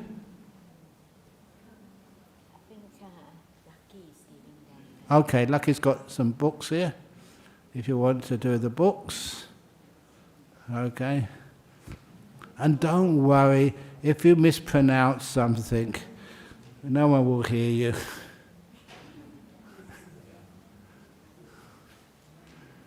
You take the precepts mostly in your heart. It's what it means for you. And when you do it from your heart, you can always remember it. We got enough there? Some more's coming? Yeah. More books? Yes. Now, I think it's on, what page is it on? 9, 10. Are you going to do it in Pali or in English? Which would you prefer, Pali or English? Pali? Okay. Okay. Surprised me, but anyway. If it was English, I would need a book. I know it in Pali, but in English. Okay, we'll do it in Pali. So are you ready there? And online? Okay. So if you can, put your hands up. And I will start with the Namo Tassa. And after doing the Namo Tassa, then you do it 3 times after me. But first of all, be quiet. Namo Tassa Bhagavato Arahato Samma Sambuddhassa. Please repeat 3 times. Namo.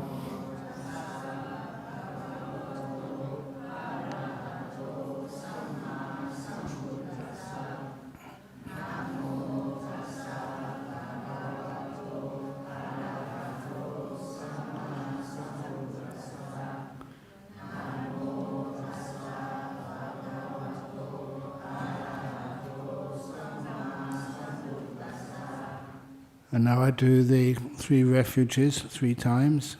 Repeat after me. Buddhaṃ saranang gacchāmi. Dhammaṃ saranang gacchāmi. Sanghang saranang gacchami. Dutiyampi Buddhang saranang gacchami.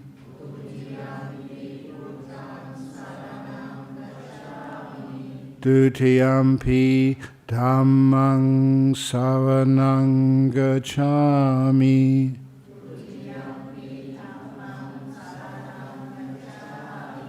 Dutiyampi Sanghang saranang gacchami.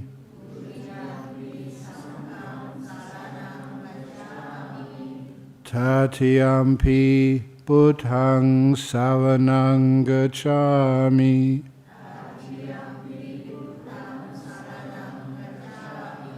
Tatiyampi Dhammang saranang gacchami.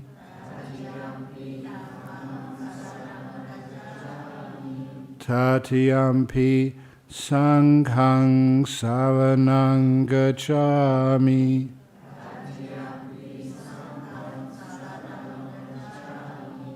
That completes the 3 refuges. I'll now give the 5 precepts. You don't need to repeat that. Now the 5 precepts. Panati pata veramani sikkhapadang samadhiyami.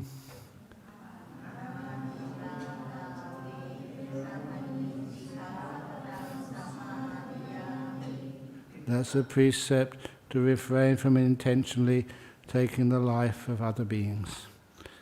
Adinadana veramani sikkhapadang samadhiyami.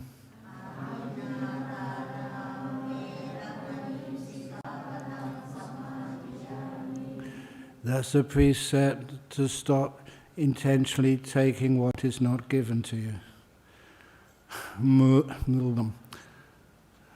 Kame sumichachara veramani sikkhapadang samadhiyami.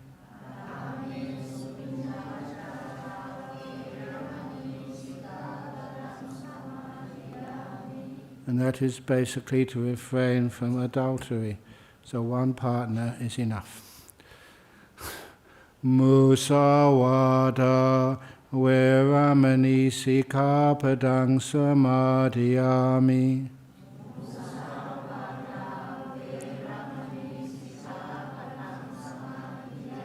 And that's to refrain from lying.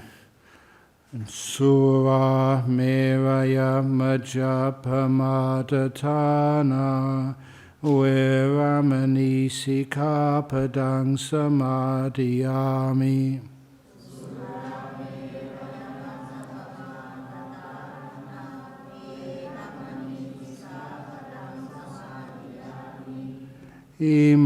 That's to refrain from taking alcohol, drinking, which cloud the mind, and also the non-medicinal drugs. Drugs which are prescribed by your GP, by your doctor, of course they're allowable. And now we give the blessing for taking the 3 refuges and the 5 precepts. Imani pancha sikkhapadani silena sukating yanti silena bhoga sampada silena niputing yanti tasma silang visodaye.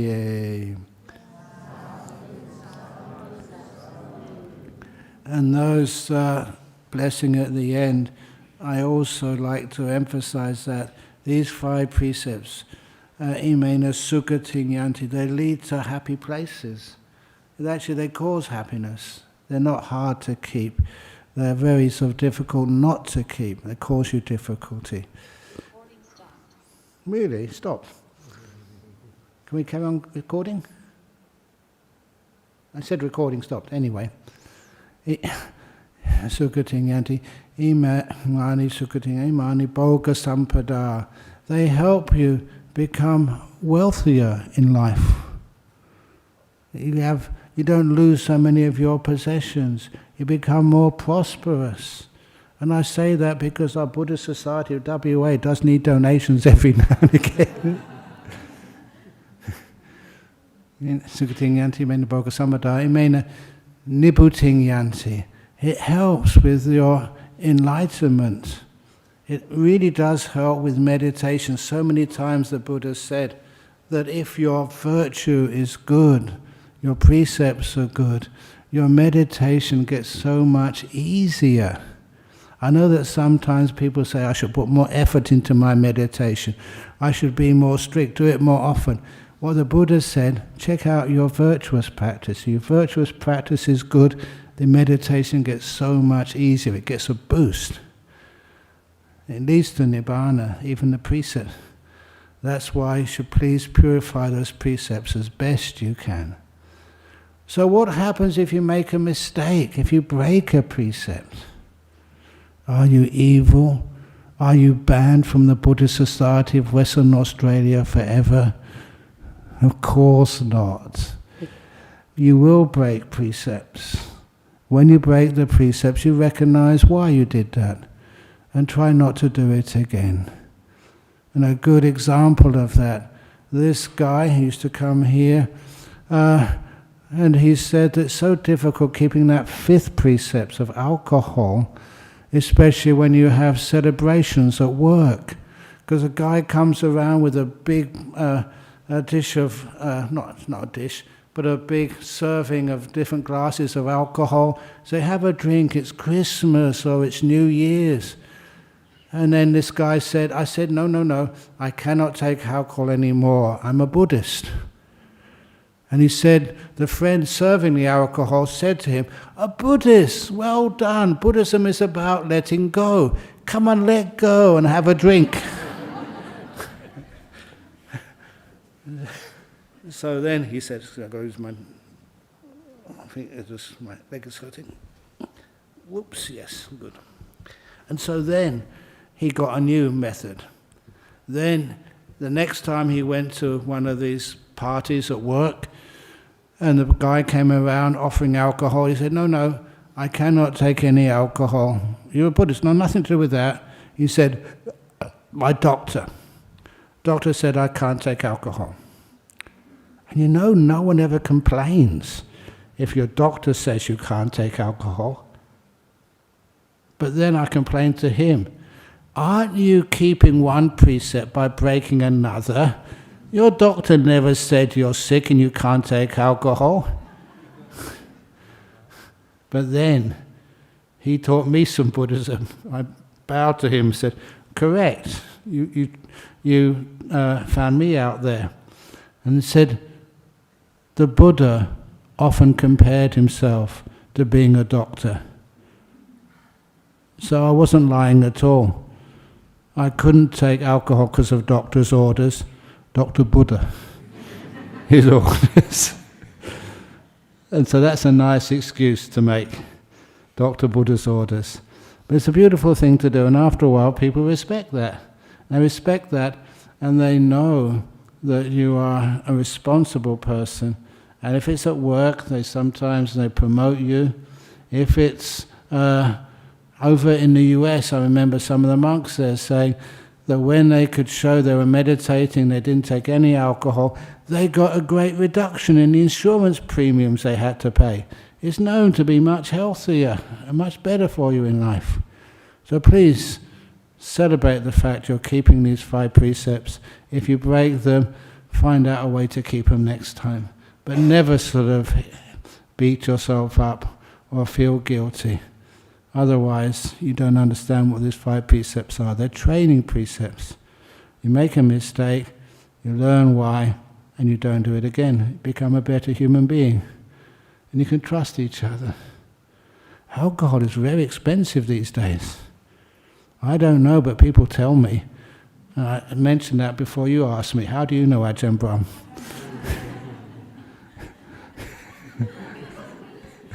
I don't know. But you know that sometimes, my stories, this was in the Thai tradition. Sometimes people feel that what they offer to a monk, they can dedicate the merits, and their grandfather up in heaven somewhere can eat or drink what they offer to a monk. And they've done that to me before. Some years ago they offered me some durian. And you know what durian is? Pretty smelly. And so I refused it. And then they complained to me. They complained, Ajahn Brahm never ate our durian. Does that mean our grandfather up in heaven can't get any durian today? And that's not bad if it's just durian. But then, what if they offer, like some people did, I shouldn't tell you this story, please don't do it to me. One day, say on a Vesak, they offer all these goods in a big bucket. Soap and toothpaste and other stuff like candles in a big 11-litre bucket. They had lots of stuff in there. And of course, there's so many people, you don't look at what you're receiving. You just sent it back in the monastery down to the anagarikas in the kitchen. And then one of those anagarikas came up with the bucket and said, Ajahn Brahm, do you realize what you've just received? A small bottle of Johnny Walker. Honestly. And I said, I never knew that. They tricked me. And so you know what I did with it? I told the anagarikas, down the sink.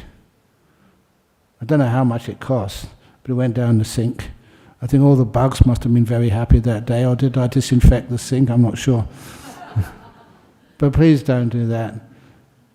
Just if you want to share merits with someone you love who's passed away, they got shops up there, they can get whatever they want. You don't have to get like for like. So just like when in Thailand, I remember they said a general had a dream that his father up in some heaven realm had lots and lots and lots of food, but the thing which was never offered to him or dedicated to him was water. So after that, the monks over in Thailand and the monks here were offered lots of bottles of plastic water, the plastic water bottles. And I told our community over here, please don't offer any more plastic water bottles, because there's other ways you can get water up in the heaven realm. But right now, there's so many empty plastic bottles in heaven. The heaven realm are becoming like a tip. It's becoming polluted with empty plastic water bottles. Of course I made that up, but I was trying to make sure that people don't be stupid when they're making offerings. It's not like for like. So you don't have to offer Johnny Walker to the monks, nor the nuns. No, you never do anyway. So it's nice when you can restrain from taking alcohol or drugs and all the other lovely things which make you a healthier, purer living, safer person. And I know now that sometimes when you go back home, on sort of New Year's Eve or on Christmas, please try to find a policeman and tell them you're a Buddhist, so they know they can pass you through. It's a waste of time checking you out. Okay, so now we read out the names, and we got little certificates of the people who are these ones online or everybody? Okay, these ones are the online ones. Okay, wow, amazing. So the first one, we present the certificate. Country, yeah. And it is to Adelina, and that she is from Russia. So Adelina, are you there? Adelina? Is she online? Come online, yeah, okay. Remember, it's a nice time in the afternoon, 5:30 in Perth. In Russia, it may be 5:30 in the morning, I don't know. Okay, anyway, For Adelina, a certificate will be coming your way. The next person is Andrew Ryman, to having, that's a thicker certificate. Andrew Ryman, are you here? It's a thicker certificate. He's online as well. Andrew? Sorry? Okay, another state, yes. Audrey Bui. Audrey is in Tasmania. So thank you. Is Audrey here? Online? No? Okay, I better be faster. We're not having much luck yet. Andrew from USA. Oh, Andrew from USA? Yes. Andrew from USA? No, not yet. Goodness. There's another one from USA. Cameron. Cameron Conaway. Cameron Conaway. My goodness. Next one, we'll say Donald Trump.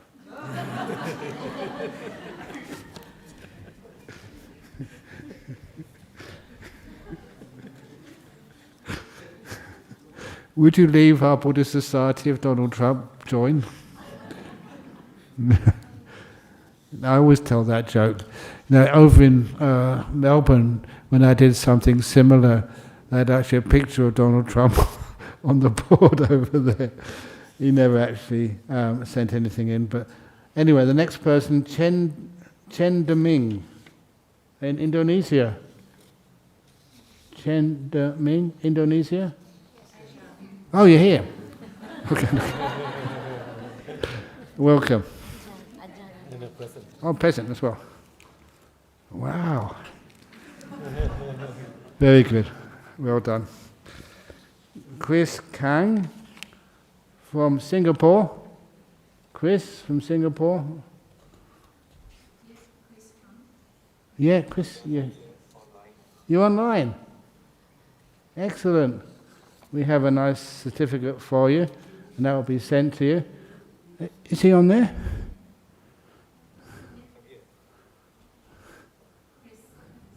He's where? On computer? In computer land?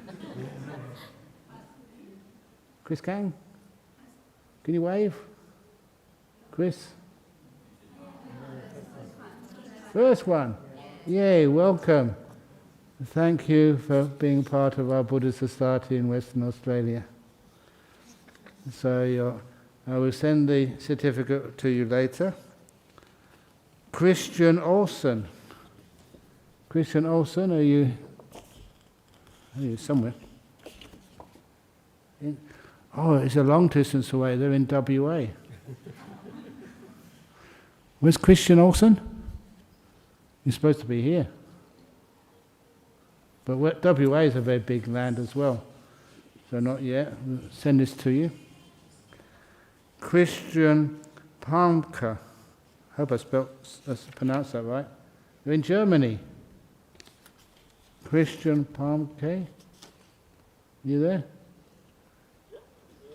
Yep. Oh, there you are. Hi, welcome. Thank you for joining and taking advantage and making available the facilities which we give to you very goodly, very kindly. So welcome. Next one, Christopher Rawlins from Perth. There you are. Da-da-da. And a gift and a certificate. Welcome. Next one, Dylan James Smith. Dylan? He's in Australia. Here we go. Welcome. Thank you for joining our little group. I wish you all happiness. Oh, yeah. That wasn't done on purpose, I'm sorry. Edie Susanto. That sounds like Indonesia. Yeah? Edie? Edie? Is there Edie anywhere? Edie Susanto? Edie Susanto? No, not yet. This will be sent to you later.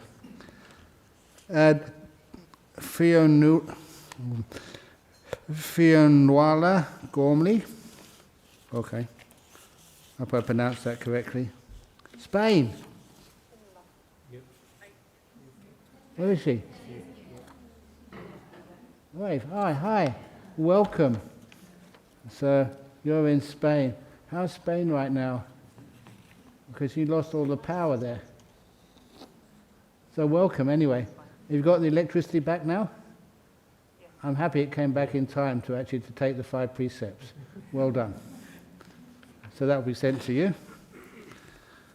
Jonathan McKay in New South Wales. Yay, welcome. Thank you for... What part of New South Wales? Wollongong, excellent.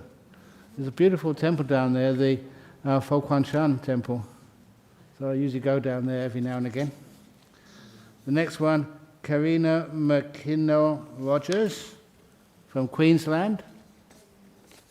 Fiona, where's it gone? McKinnell-Rogers. You there? Fiona? No, not yet. Be sent off to you. Karen Marie Lee from New Zealand. You there? Yay! Welcome. What part of New Zealand? Auckland or Nelson or? What part of New Zealand? Sorry, it said Tauranga. Excellent. Excellent. Okay, one day I'll get there and other monks go there, so hopefully you may see. Sorry? I hope so. Yeah, and now you're a member, you've got an opportunity to press for some of the Sangha to go there. Well, how about some of the nuns to go there? I'm going on the 27th May. To New Zealand? New Zealand, Hamilton. Hamilton, New Zealand. How far away is that from your home?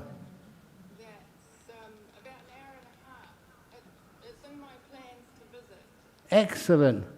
But anyway, Ayah Hasapanna is going there soon. Wonderful. Excellent. Yeah.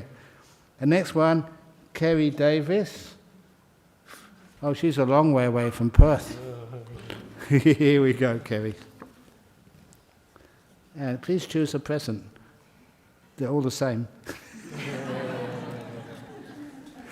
Very good. Welcome. The next, Liz Shields from England.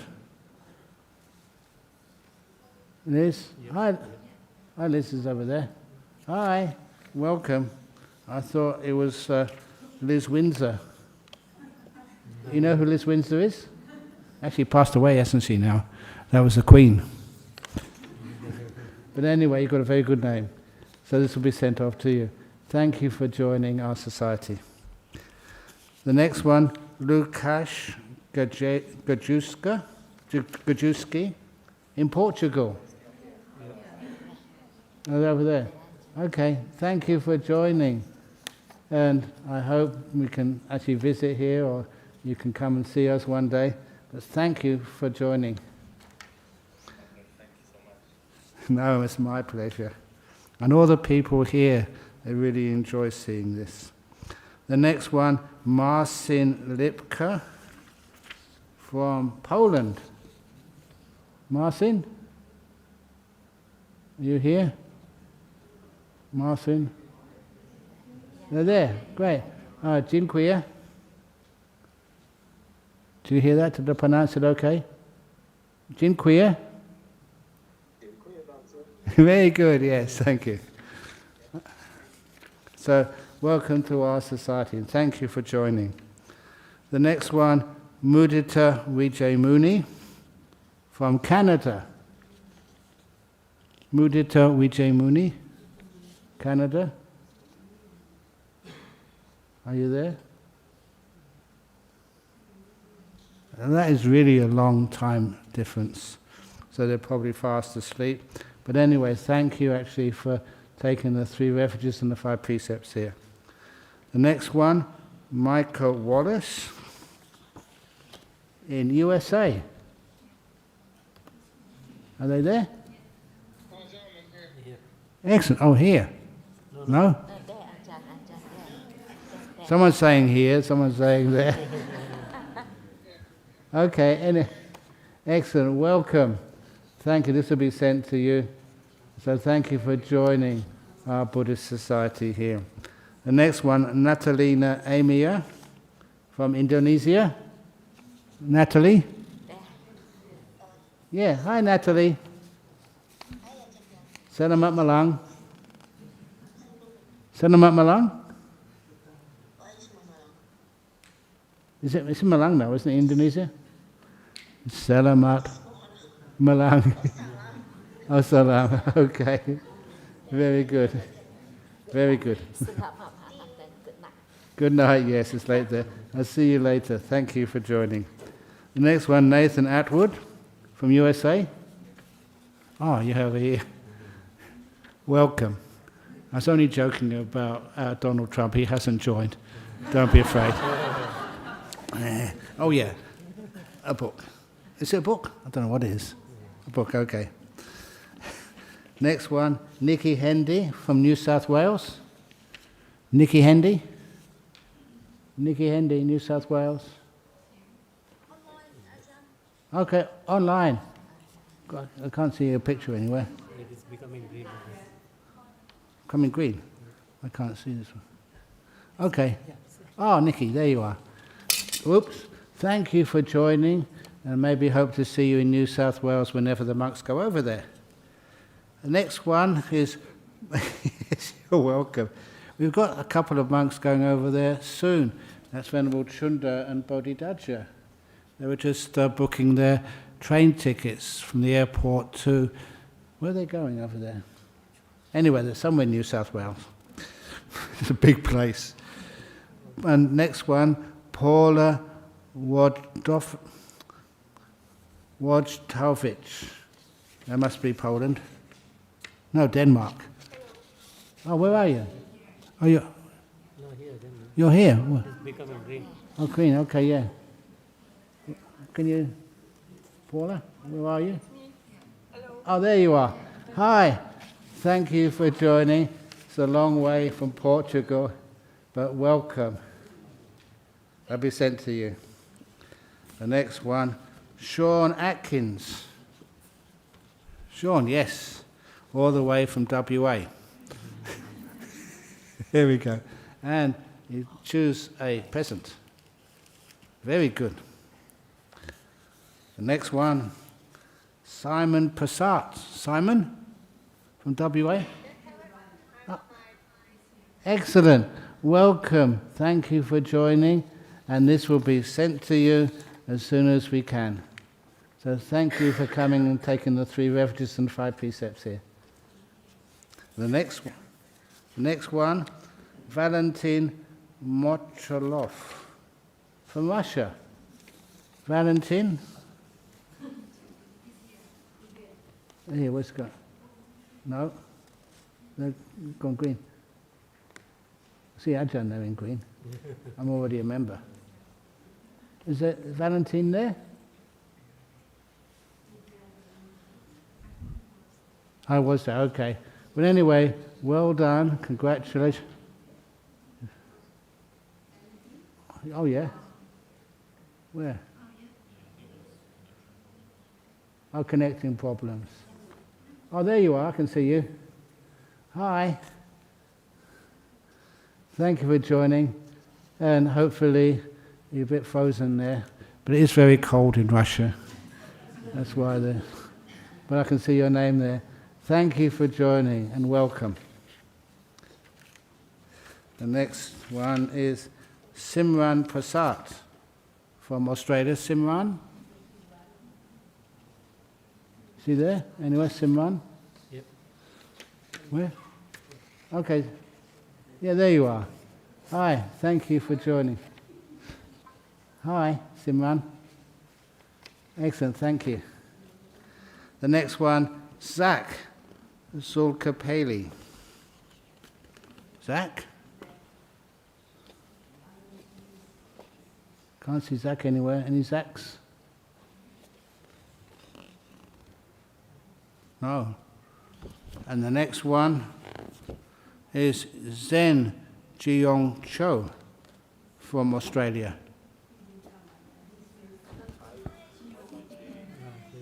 Oh, that's Zen. There you are, with your kids. Welcome. What part of Australia are you in? Okay. Ah, okay. Well, anyway, thank you for joining in.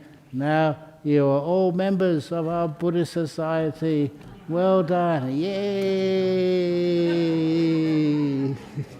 Sadhu, sadhu, sadhu. Actually, I think some of them don't have the certificate, but they have present. okay, yes. So, can I give the presents out to the persons here?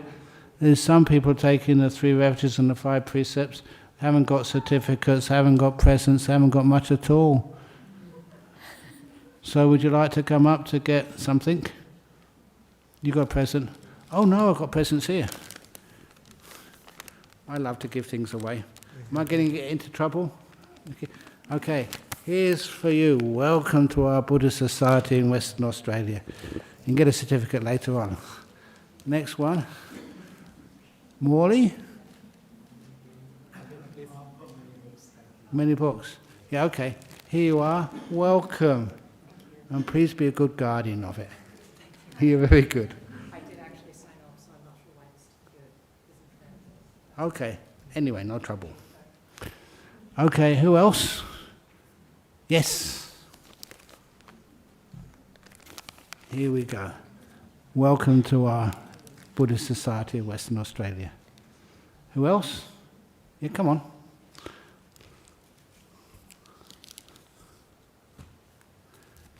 Here we go. Welcome. And we got one more. Who's that one? Yeah. One more bag. One more bag. Oh my goodness. You have cell. I've got to sell this. Yeah. Okay, who else? Another present? No. Who didn't get a present? Okay. Here we go. Come on. Very good. Okay. Okay, come on, Morley. You can give it to your wife. Here we go. Here we go. Thank you. Who else? Anyone else? Okay. If we didn't say your name, or if if you joined in, but you were here, I'm sure that Lucky will be able to send presents and certificates to you later. We've got a lot of certificates here. Just to make let's see, I'll just read them out again. Yeah. So these are the certificates we have. You weren't here on the time when we're reading them out. Zen Jiong Chu, Simran Prasad, Valentine. Oh no, this is these are ones which are there, but okay. We'll send these to you later on. Thank you for joining in. The certificates will arrive at your post box somewhere, sometime, as soon as we possibly can. Please don't worry about spending Buddhist Society money sending them first class, because people who ask for precepts, they're first class people, and they deserve first class. Okay, so now I can give a blessing to you all, first of all, and after the blessing is completed, oh my goodness, I'm really late. Give a blessing quickly, and then we can have a reception for those who are keeping the 5 precepts or taking the 5 precepts for the first time in the room, which is, we usually use that room for the introduction to meditation. So just to the, on the way, turn right as you come out. But now a blessing for you all, and a blessing for all of you who've joined in online from all over the world. Thank you for joining in. Sabba rogo vinimuto Sabba santapawajito Sabba veramati gando nibuto chatuang bawa sabitiyo vivachantu sabba rogo vinasatu mate Bhavan Vantarayo Sukhidi Gayugo Bhava Apiva Danhasilid Sanicha Vutapachalino Chataro Dhamma Vatanti Ayuano Sukhang Balan.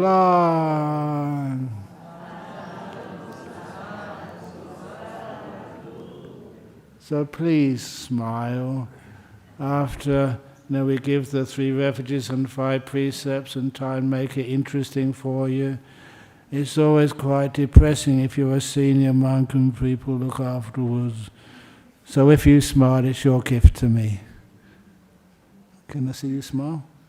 Yay, that's much better. Thank you. Excellent. So now, those who have just taken the 3 refuges and the 5 precepts, if you can please go to the reception for you. And then, what time are we supposed to come back here afterwards? 6 o'clock. 6, Ajahn. 4 minutes. No, okay. Just please have a quick reception. 15 minutes at least. So please, and the other, there's some food available in the main reception area. Is that true? Yeah.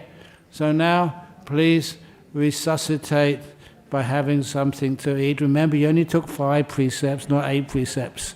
So you can have something nice to eat. People want to welcome you as much happiness as possible. And for those of you who are overseas, thank you again for joining this little ceremony. And I hope it remains with you for a long time, a source of happiness and peace for you. Thank you for joining in. Sadhu, sadhu, sadhu. Whoa.